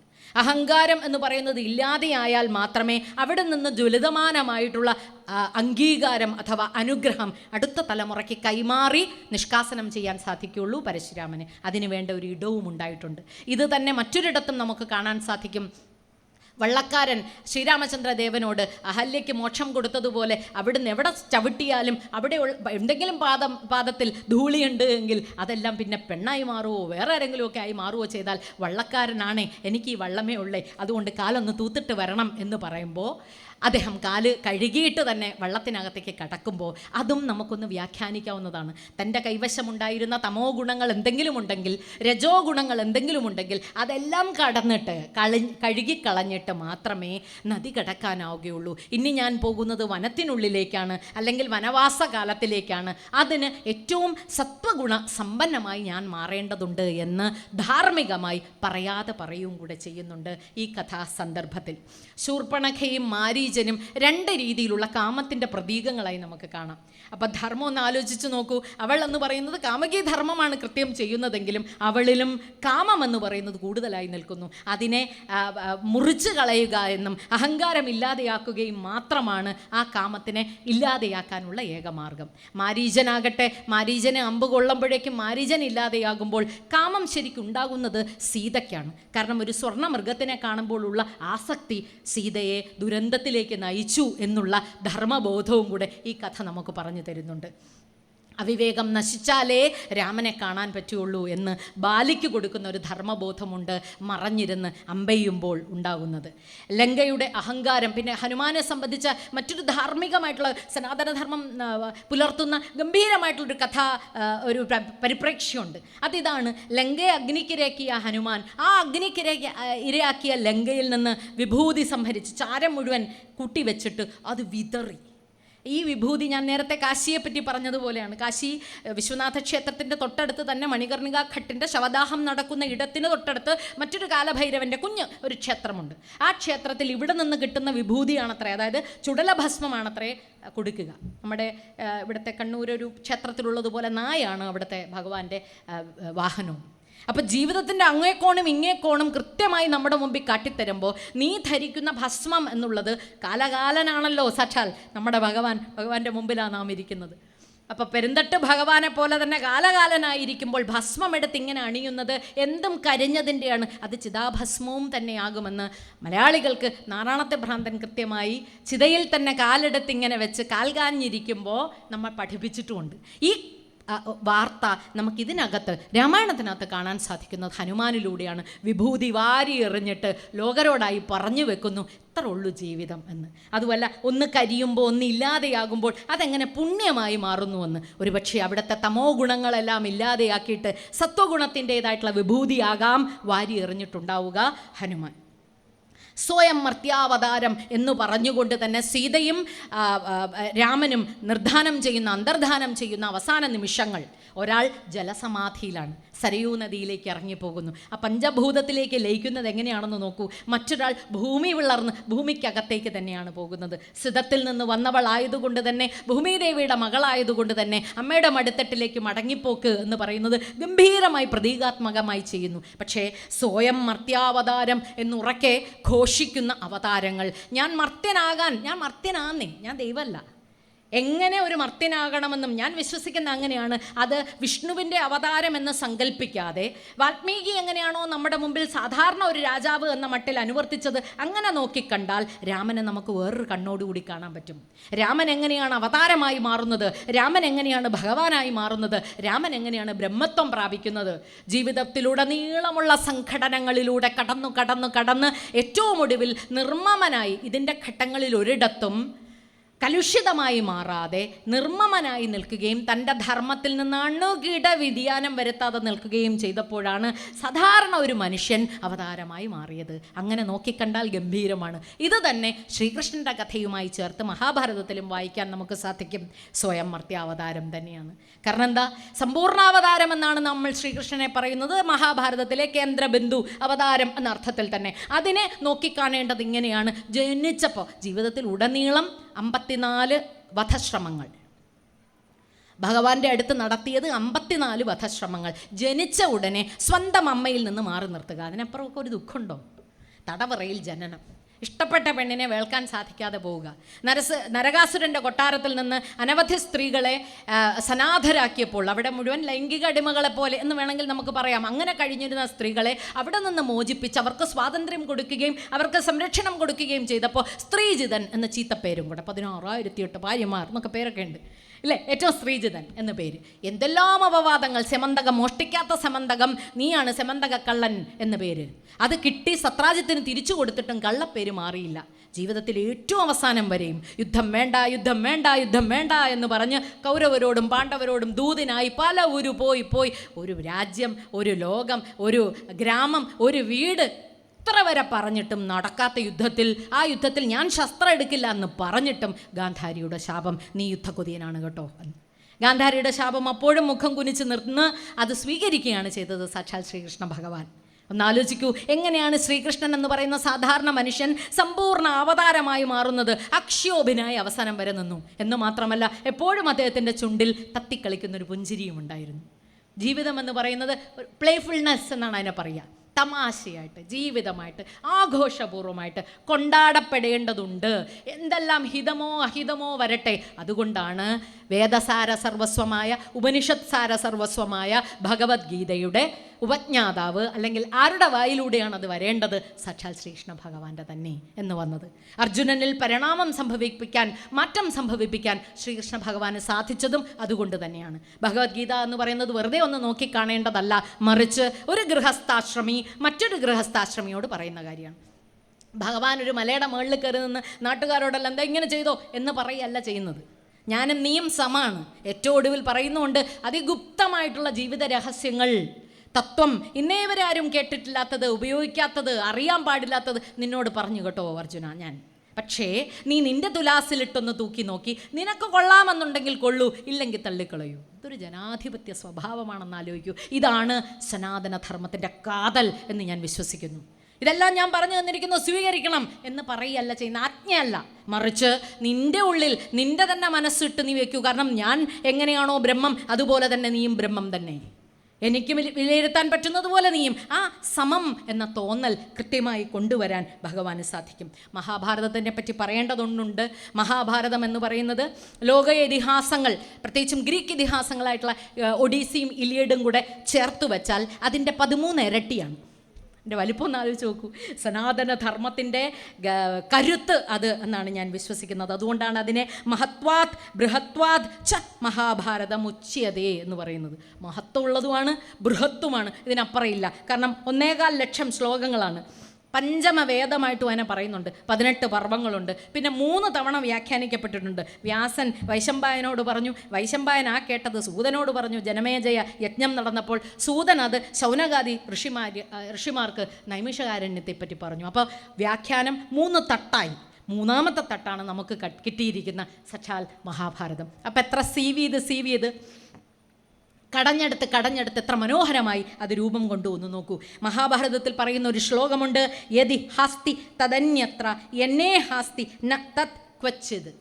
ഇതിൽ ഉള്ളതെല്ലാമേ എവിടെയും ഉള്ളൂ, ഇതിലില്ലാത്തത് ഒരിടത്തുമില്ല എന്ന് പറഞ്ഞാൽ സമ്പൂർണ്ണമാണ്, ഓൾ ഇൻക്ലൂസീവാണ്. ലോകമെമ്പാടും എന്തൊക്കെയുണ്ടോ അതെല്ലാം ഇതിനകത്തുണ്ട്. ഇതിൽ കാണാത്തതായി ഒന്നും കാണാൻ പറ്റില്ല. എത്ര ആർജവത്തോടു കൂടിയാണ് ആ പ്രസ്താവന ഒന്ന് ആലോചിച്ച് നോക്കൂ. നമ്മൾ വായിക്കുമ്പോൾ അതിലെ കഥാസന്ദർഭങ്ങളും ധാർമ്മിക ബോധങ്ങളും ഇടപെടലുകളും നോക്കുമ്പോൾ മാതൃസങ്കല്പത്തിലായാലും പിതൃധർമ്മത്തിൻ്റെ കാര്യത്തിലായാലും പുത്രധർമ്മത്തിൻ്റെ കാര്യത്തിലായാലും ഭാര്യ ഭർത്താവ് സഹോദര ധർമ്മത്തിൻ്റെ കാര്യത്തിലായാലും ഏത് സന്ദർഭങ്ങൾ ചേർത്തെടുത്ത് വായിച്ചാലും നമുക്കവിടെ ധാർമ്മികത കാണാൻ പറ്റും. രാമായണത്തിനേക്കാൾ കൂടുതൽ ഞാൻ വിചാരിക്കുന്നു പുരുഷാർത്ഥങ്ങൾ കുറച്ചുകൂടി സങ്കീർണമാണ് മഹാഭാരതത്തിൽ. അടുത്ത യുഗത്തിലേക്ക് വന്നിട്ട് ദ്വാപരയുഗത്തിലാണ് അതിൻ്റെ സൃഷ്ടി എന്നതുകൊണ്ടാവാം സംഭവിച്ചത് എന്നതുകൊണ്ടാകാം, അല്ലെങ്കിൽ എത്ര സങ്കീർണതകളുള്ള കഥാപാത്രങ്ങളാണ്, അത്രയധികം നമുക്ക് എണ്ണമെടുത്ത് പറയാൻ പറ്റാത്ത ഉപാഖ്യാനങ്ങളും കൂടെ ഉണ്ട്. ചെറിയൊരു കാര്യം പറയാം. യുധിഷ്ഠിരൻ അജ്ഞാതവാസ കാലത്തിനകത്ത് ഇടയ്ക്ക് പിന്നെ മുനിയോട് ബൃഹദീശ്വര മുനിയോട് വിഷമത്തിൽ പറയുന്നു, എൻ്റെ ജീവിതം എന്താ ഇങ്ങനെ, ഇത്തരം ബുദ്ധിമുട്ടുകൾ എന്തുകൊണ്ട് ഞങ്ങൾക്ക് സംഭവിക്കുന്നു, ഞങ്ങളൊരു തെറ്റും ചെയ്യുന്നില്ലല്ലോ, ഞങ്ങൾ അദ്ദേഹം ധർമ്മപുത്രനും കൂടെയാണല്ലോ എന്ന് പറയുമ്പോൾ ഒരു കഥയാണ് മുനി പറഞ്ഞു കൊടുക്കുന്നത്. മുനി പറയുന്ന കഥ നളോപാഖ്യാനമാണ്. നളൻ എന്ന് പറയുന്ന നല്ലവനായ രാജാവ് സുഖമായിട്ട് ജീവിച്ചുകൊണ്ടിരിക്കുന്നു. ഇഷ്ടമുള്ള പെണ്ണിനെ വിവാഹം കഴിച്ചു. അവൾക്കും നളനെ തന്നെയായിരുന്നു ഇഷ്ടം. സ്വയംവരത്തിലാണ് അവർ ചേർന്നത്. ഒക്കെ ഗംഭീരമായി പോയെങ്കിലും ഒരാൾക്ക് കലിക്ക് ഒരിച്ചിരി അസുഖം ഉണ്ടായി.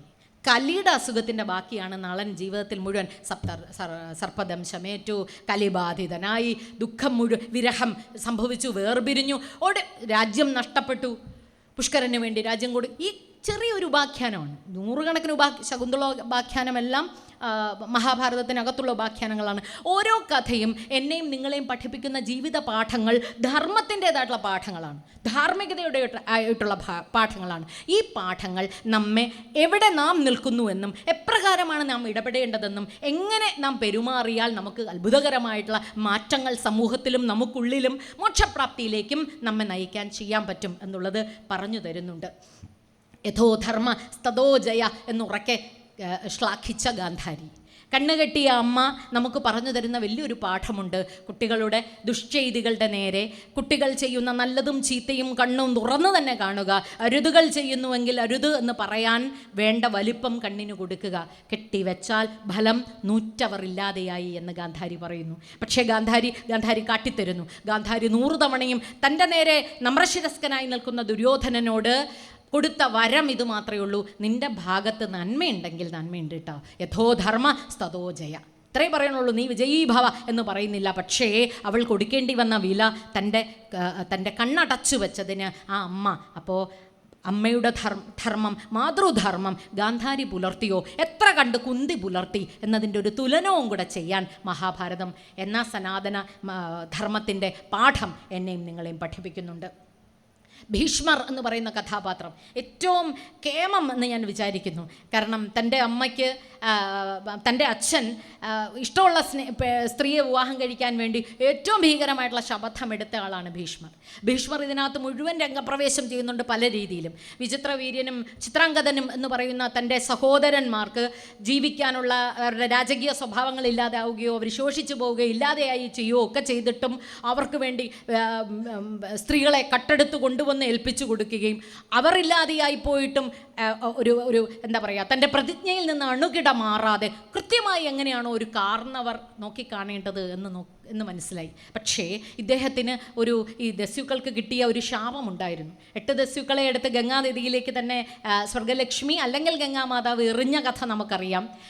ആ എറിഞ്ഞ് പോയത് ശന്തനുവിൻ്റെ ആദ്യ ഭാര്യ അല്ലെങ്കിൽ ആദ്യം ഇഷ്ടമായ സ്ത്രീ, അതിൽ നിന്ന് എറിയാതെ പോയ പുത്രൻ എന്ന് പറയുന്നതാണ് ഭീഷ്മർ.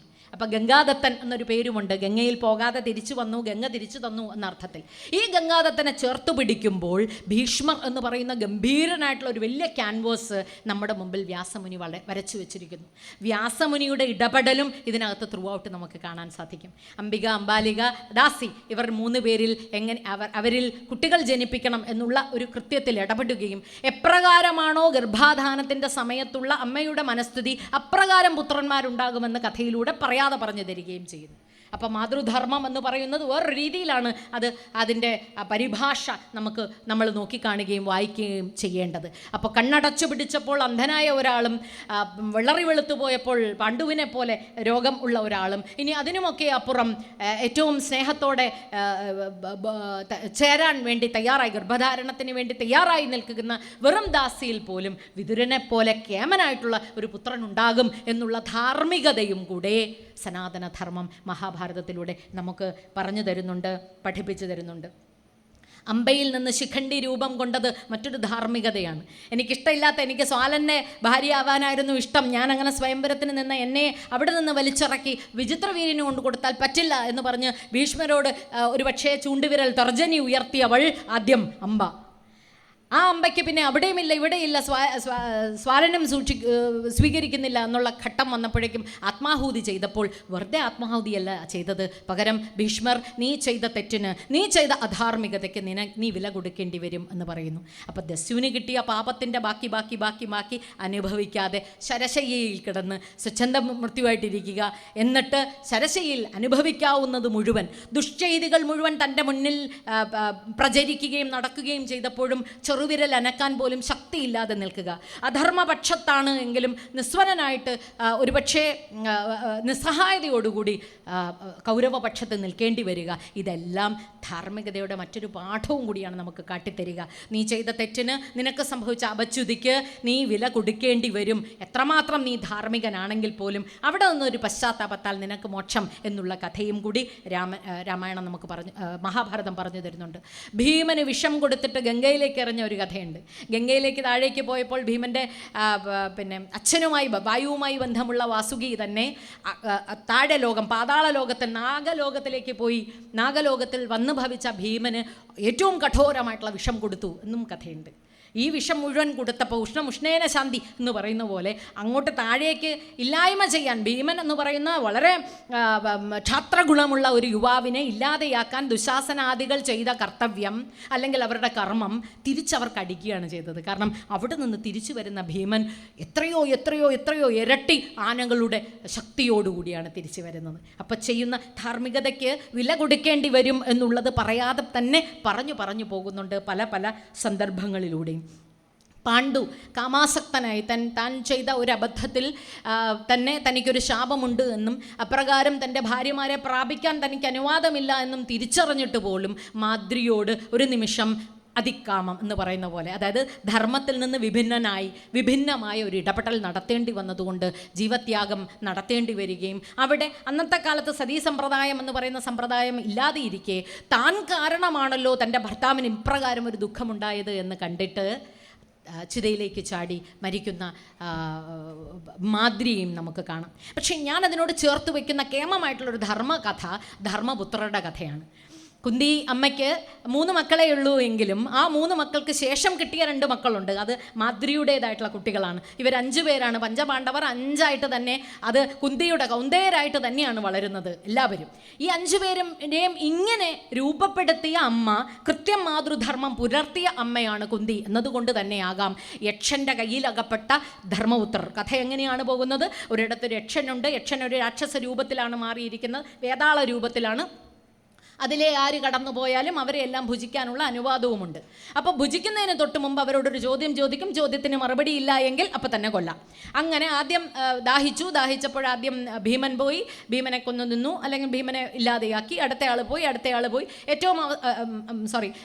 ഏറ്റവും താഴത്തെ ആൾ തൊട്ടാണ് ആദ്യമേ പോയത്. നകുല സഹദേവനാണ് പോയത്. അങ്ങനെ പോയി ആരും മടങ്ങി വരാതിരിക്കുമ്പോൾ കുന്തിയമ്മ ദാഹിച്ചു ഇരിക്കുകയാണ്. അപ്പോൾ ധർമ്മപുത്രർ പറഞ്ഞു, ഞാൻ പോയി നോക്കി വരാം അമ്മയെന്ന്. പിന്നെ അവശേഷിക്കുന്ന ധർമ്മപുത്രർ മാത്രമാണ് 4 പേരും ഇല്ലാതെയായിരിക്കുന്നു.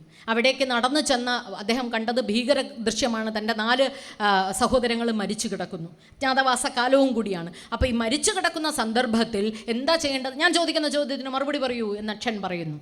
ചോദ്യം ചോദിച്ചോളൂ എന്ന് പറയുന്നു. ചോദിക്കുന്നു. ഒരു 100 ചോദ്യങ്ങളാണ് ചോദിക്കുന്നത്. ആദ്യത്തെ ചോദ്യം ഇതാണ്: കാറ്റിനേക്കാൾ വേഗതയുള്ളത് എന്ത്? മറുപടിയായി മനസ്സ് എന്ന് മറുപടി പറയുന്നു. അപ്പോൾ കേമം. അങ്ങനെ എല്ലാ ഉത്തരങ്ങളും കേമമായി തന്നെ പറയുന്നു. ഈ പറച്ചിലിൽ സന്തുഷ്ടനായി യക്ഷൻ പറഞ്ഞു, ഒരു കാര്യം ചെയ്യാം, നീ ചെയ്തതിൽ എനിക്കിഷ്ടമായി, നിനക്ക് വെള്ളം തരാം, നിനക്ക് ജീവൻ കിട്ടി. അതിന് പുറമെ ഈ 4 പേരിൽ ഒരാളെ ചോദിച്ചു. വേറെ ആരാണെങ്കിലും ഭീമനെയോ അർജുനനെയോ ചോദിക്കും. കാരണം എന്താ? 1, സ്വന്തം അമ്മയുടെ മക്കളാണ്. 2, ഇവർ 2 ഉണ്ടെങ്കിലേ എനിക്ക് യുദ്ധം ചെയ്യാൻ പറ്റുള്ളൂ. എനിക്ക് എൻ്റെ രാജ്യം തിരിച്ചു പിടിക്കണ്ടേ? ജ്ഞാതവാസ കാലവുമാണ്, അല്ലെങ്കിൽ അത്തരമൊരു ജ്ഞാതവാസമല്ല, വനവാസ കാലവുമാണ്. അപ്പോൾ ആ പക്ഷേ ധർമ്മപുത്രർ യമദേവൻ്റെ മകൻ എന്ന അർത്ഥത്തിൽ മാത്രമല്ല ധർമ്മപുത്രർ എന്ന് ഞാൻ വിചാരിക്കുന്നു. സനാതന ധർമ്മത്തിൻ്റെ ധർമ്മം എന്നതിൻ്റെ മറ്റൊരു പേരാണ്. അതിനോട് ചേർന്നാണ് നിൽക്കുന്നത്. അതിൻ്റെ പര്യായ ശബ്ദമാണ് ധർമ്മപുത്രർ എന്ന് ഈ സന്ദർഭം നമ്മെ പഠിപ്പിക്കുന്നുണ്ട്. തൊഴുകൈകളോടെ യക്ഷൻ്റെ മുമ്പിൽ നിന്ന് ധർമ്മപുത്രർ യക്ഷനോടായി പറയുന്നു, അമ്മയുടെ കുന്തി മാതാവിൻ്റെ മൂത്ത പുത്രനായ ഞാനുണ്ട്. അതുകൊണ്ട് അവിടുന്ന് തരേണ്ടത് മാദ്രി മാതാവിൻ്റെ മൂത്ത പുത്രനായ നകുലനെയാണ്. യക്ഷൻ അത്ഭുതപ്പെട്ടു പോയി. ഇങ്ങനെ നമ്മളെ അത്ഭുതപ്പെടുത്തുന്നുണ്ട് സനാതനധർമ്മം. കാരണം എങ്ങനെയാണ് ധാർമ്മികമായി കാര്യങ്ങളെല്ലാം ഇഴയടുക്കത്തോടുകൂടി അനുവർത്തിക്കേണ്ടതെന്നും ജീവിതചര്യ നമ്മൾ ഓരോരുത്തരും വ്യാഖ്യാനിക്കേണ്ടതെന്നും ഈ ചെറിയ കഥയാണെങ്കിലും ധാർമ്മികതയുടെ വലിയ പാഠമായി നമ്മുടെ മുമ്പിൽ നിൽക്കുന്നുണ്ട്. വിദുരോപദേശമുണ്ട്. മഹാഭാരതത്തിൻ്റെ ഏറ്റവും തീക്ഷ്ണമായ ഭാഗം അതാണ് എന്ന് ഞാൻ വിചാരിക്കുന്നു. 8 അധ്യായം 500 ശ്ലോകങ്ങൾ ധർമ്മത്തെപ്പറ്റിയും ആധുനിക കാലഘട്ടത്തിലെ കൗൺസിലിങ്ങിന് വിധേയമാകുന്നത് ധൃതരാഷ്ട്രരും ഉപദേശിക്കുന്ന വിദുരരുമാണ്. പിന്നെയും നടത്തുന്നുണ്ട് കേട്ടോ. പ്രയോജനമൊന്നുമില്ല. ഒരു സിറ്റിങ്ങിൽ തീരാത്ത പ്രശ്നമാണ് എന്നതുകൊണ്ടാണ് അത് വീണ്ടും ആവർത്തിക്കപ്പെടുന്നത്. വിദുരോപദേശങ്ങൾ പല രീതിയിൽ. ദുഃഖശാന്തിക്ക് എന്താണ് വേണ്ടത് എന്നൊക്കെ ചോദിക്കുന്നു. മക്കളെ ശരിക്കായിട്ടുള്ള മാർഗത്തിലേക്ക് കൈപിടിച്ചു കൊണ്ടുവരേണ്ടത് എങ്ങനെ എന്നും വിദുരൻ ഉപദേശിച്ചു കൊടുക്കുന്നുണ്ട്. അപ്പോൾ ഇതിൻ്റെ കൂട്ടത്തിൽ വിദുരോപദേശത്തിൽ ഗംഭീരമായിട്ടുള്ള ഒരു രാജധർമ്മവും കൂടെ പറഞ്ഞു വെക്കുന്നുണ്ട്. അത് രാജാക്കന്മാർക്ക് വ്യസനം വരാനുള്ള 7 സാധ്യതകളാണ്. 7 വ്യസനങ്ങൾ എന്നാണ് അവ പറയുക. 1 സ്ത്രീ സേവ, 2 ചൂതുകളി, 3 നായാട്ട്, 4 മദ്യപാനം, പരുഷവാക്ക്, പരുഷദണ്ഡം പണിഷ്മെൻറ്റ് എന്ന അർത്ഥത്തിൽ, അർത്ഥദൂഷണം, ഗോസിപ്പ്. അപ്പം ഇങ്ങനെ 7 വ്യസനങ്ങൾ എപ്രകാരം അരുതാത്തത്, ഇതിലെല്ലാം ഇവരും ഉണ്ട്. നമ്മുടെ ദുര്യോധനാദികളുണ്ട്. അപ്പോൾ അച്ഛൻ എന്ന നിലയിൽ ധൃതരാഷ്ട്രർ അത് അനുസരിക്കുകയോ അത് സ്വീകരിക്കുകയോ ചെയ്തില്ല എന്നുള്ളത് ചരിത്രം സാക്ഷി. ഇനി ദണ്ഡങ്ങളെ പറ്റിയും വിദുരോപദേശത്തിലുണ്ട്. ദണ്ഡങ്ങൾ പല രീതിയിലുണ്ടെന്നും, ദണ്ഡം പണിഷ്മെൻറ്റ്, സാമമെന്നും ദാനമെന്നും ഭേദമെന്നും. ഒരാളോട് സൗമ്യമായി പറഞ്ഞ് ഉപദേശ രൂപേണ തന്നെ ചേർത്ത് വെക്കണം എന്ന് പറയുന്ന ആദ്യഘട്ടം സാമമായും, എന്തെങ്കിലും ചെറിയ ചുഗ്ലിന്തികളൊക്കെ കൊടുത്തിട്ട് റിവാർഡ്സ് ഒക്കെ കൊടുത്തിട്ട് സന്തോഷിപ്പിച്ചുകൊണ്ട് ദാനമൊക്കെ ചെയ്ത് കുട്ടികളെ ആണെങ്കിലും മുതിർന്നവരെ ആണെങ്കിലും കയ്യിലെടുത്ത് അത് ഒരു ശീലത്തിലേക്ക്, നല്ല ശീലത്തിലേക്ക് കൊണ്ടുവരാൻ ശ്രമിക്കണമെന്നും, എന്നിട്ടും സാധിച്ചില്ല എങ്കിൽ ഭേദം തന്നെയാണ് എന്ന ക്രമവും വിദുരർ ധൃതരാഷ്ട്രർക്ക് ഉപദേശിച്ചു കൊടുക്കുകയാണ്. മക്കളെ എങ്ങനെയല്ല വളർത്തേണ്ടത്, ഈ ക്രമത്തിൽ മുന്നോട്ട് പോകണം എന്ന പാഠത്തിലൂടെ. ഇനി സ്വർഗാരോഹണ ഘട്ടത്തിൽ നായ കണ്ടുമുട്ടിയ രംഗവും കയറിപ്പോയ കഥയും എല്ലാവർക്കും അറിയാവുന്നതാണ്. ധർമ്മം എന്ന് പറയുന്നത് ധർമ്മപുത്രർ എങ്ങനെയാണ് ചേർത്ത് വയ്ക്കുന്നത്. ഓരോരുത്തരും താഴേക്ക് വീഴുമ്പോൾ അതിനെല്ലാം മറുപടികളും ധർമ്മപുത്രരുടെ നാവിലുണ്ട്. ആദ്യം വീണത് ദ്രൗപദിയാണ്. അവൾ അർജുനനെ കൂടുതൽ സ്നേഹിച്ചിരുന്നു. അങ്ങനെ ഓരോരുത്തരെ പറ്റിയുള്ള അവരുടെ ഓരോ കുറ്റങ്ങളും പറഞ്ഞാണ് അവർ താഴേക്ക് വീഴുന്നതിനെ പറയുന്നത്. ഏറ്റവും ഒടുവിൽ യമരാജാവിൻ്റെ അടുക്കലേക്ക് വാതിൽ തുറന്ന് അല്ലെങ്കിൽ സ്വർഗത്തിൻ്റെ അകത്തേക്ക് കയറാൻ വേണ്ടി ചെല്ലുമ്പോൾ നായയും കൂടെ കയറ്റാതെ പറ്റില്ല എന്ന് പറയുന്ന ഒരു ധാർമ്മികതയുണ്ടല്ലോ. ജീവിതം ഉടനീളം കലുഷിതമായി നിൽക്കുകയും ഒരു തവണ പോലും ബുദ്ധിമുട്ടുകളൊന്നും ഉണ്ടാവാതെ ഒരു തെറ്റുകൾ ചെയ്യാതിരിക്കുകയും ആകെ അശ്വത്ഥമാഹത മാത്രം ഒന്ന് പറഞ്ഞു പോവുകയും മാത്രം ചെയ്തതാണ്. അതിന് തന്നെ നല്ല ശിക്ഷ കൊടുക്കേണ്ടി വന്നു. തൻ്റെ സഹോദരങ്ങളെയൊന്നും കാണാത്തത് കാരണം കുറച്ച് നിമിഷം പാതാളത്തിൽ പോയി അല്ലെങ്കിൽ നരകത്തിൽ പോയി ആ കാഴ്ച കാണേണ്ടിയും അല്ലെങ്കിൽ ആ അനുഭവങ്ങൾ കിട്ടേണ്ടിയും വന്നു. ഒരു ചെറിയ കാര്യം പറഞ്ഞിട്ട്, തെറ്റു ചെയ്തിട്ട്. ജീവിതത്തിൽ ഉടനീളം ധർമ്മത്തിൻ്റെ പാതയിൽ നിന്ന് അണുകിട മാറാത്ത ധർമ്മപുത്രർ തൻ്റെ ഏറ്റവും അവസാന ഘട്ടത്തിൽ പോലും ഈ നായ ഇല്ലാതെ ഞാൻ വരില്ല എന്ന് പറയുന്ന ഒരു ധാർമ്മികതയുണ്ടല്ലോ. ഇത് മഹാഭാരതത്തിലല്ലാതെ നമ്മുടെ സനാതന ധർമ്മത്തിൽ ഒരു കഥയിലല്ലാതെ ലോകത്ത് ഒരിടത്തും ഇല്ല എന്ന് അഭിമാനപൂർവ്വം നമ്മൾ വിചാരിക്കണ്ടേ? അത് തീർച്ചയായും അത് ഉൾക്കൊള്ളുമ്പോൾ മാത്രമേ മഹാഭാരതം അതിൻ്റെ സമ്പൂർണ്ണതയിലെത്തുള്ളൂ. ഭഗവത്ഗീതയെപ്പറ്റി ഒന്ന് പറഞ്ഞ് നിർത്താം എന്ന് ഞാൻ വിചാരിക്കുന്നു. ഞാൻ നേരത്തെ പറഞ്ഞതുപോലെ തന്നെ വിഷാദയോഗമാണ് അതിനകത്ത് കേമമായിട്ടുള്ള തിങ്. വിഷാദയോഗമെന്നും കുരുക്ഷേത്രം എന്ന് പറയുന്നതും വ്യാഖ്യാനിക്കേണ്ടതുണ്ട്. എന്തുകൊണ്ട് യുദ്ധഭൂമിക തന്നെ തിരഞ്ഞെടുത്തു ഭഗവാൻ എന്ന് ആലോചിക്കുമ്പോഴാണ് യുദ്ധം എന്ന് പറയുന്നത് ദൈനംദിന ജീവിതത്തിലെ പ്രക്ഷുബ്ധകരമായ സന്ദർഭങ്ങളാണ്. അവിടെ വെച്ചാണ് പലപ്പോഴും നമുക്ക് അയ്യോ എനിക്കിനി ഒന്നും ചെയ്യാൻ പറ്റിയല്ലേ എന്ന് പറഞ്ഞ് തേർത്തട്ടിൽ തളർന്നു വീഴുന്നത്, ഗാണ്ഡീവം ഊർന്നു പോകുന്നത്, അതെ നമുക്ക് കർമ്മം ചെയ്യാൻ ആവാത്ത വിധം നമ്മൾ മൗഢ്യത്തിലായി പോകുന്നത്. അവിടെയാണ് ഒരു ഗൃഹസ്ഥാശ്രമി മറ്റൊരു ഗൃഹസ്ഥാശ്രമിക്ക് സഖേ എന്ന് വിളിച്ചുകൊണ്ട്, ചങ്ങായി എന്ന് വിളിച്ചുകൊണ്ട്, കൂട്ടുകാരാ എന്ന് വിളിച്ചുകൊണ്ട് സംവദിക്കുന്നത്. കർമ്മണ്യേവാധികാരസ്തേ മാ ഫലേഷു കദാചന എന്ന് പറയുന്നത് മനസ്സിൽ സൂക്ഷിക്കേണ്ട ഒന്നാണ്. ഫലമെന്നും പ്രതിഫലമെന്നും പറയുന്നത് കിട്ടുന്ന കൂലിയൊക്കെ പ്രതിഫലമായിട്ട് വെച്ചാലും അതിനപ്പുറം അതിന് കിട്ടുന്ന നന്മകൾക്ക് എനിക്ക് അവകാശമില്ല എന്ന് പറഞ്ഞ് നിസ്വനരായി സമർപ്പണ ബുദ്ധിയാ എന്തും ചെയ്താൽ അത് തന്നെ കേമം. സ്ഥിതപ്രജ്ഞൻ എന്ന് പറയുന്ന മറ്റൊരു പദവും ഭഗവത്ഗീത നമ്മെ ധാർമ്മികതയുടെ പാഠമായി പഠിപ്പിക്കുന്നുണ്ട്. ബാലൻസ് എന്നാണ് എൻ്റെ അർത്ഥം. സുഖദുഃഖങ്ങളിൽ സമമായി തന്നെ മനസ്സിനെ നിലനിർത്താൻ സാധിച്ചാൽ അവന് മോക്ഷം, അവൻ ബ്രഹ്മം.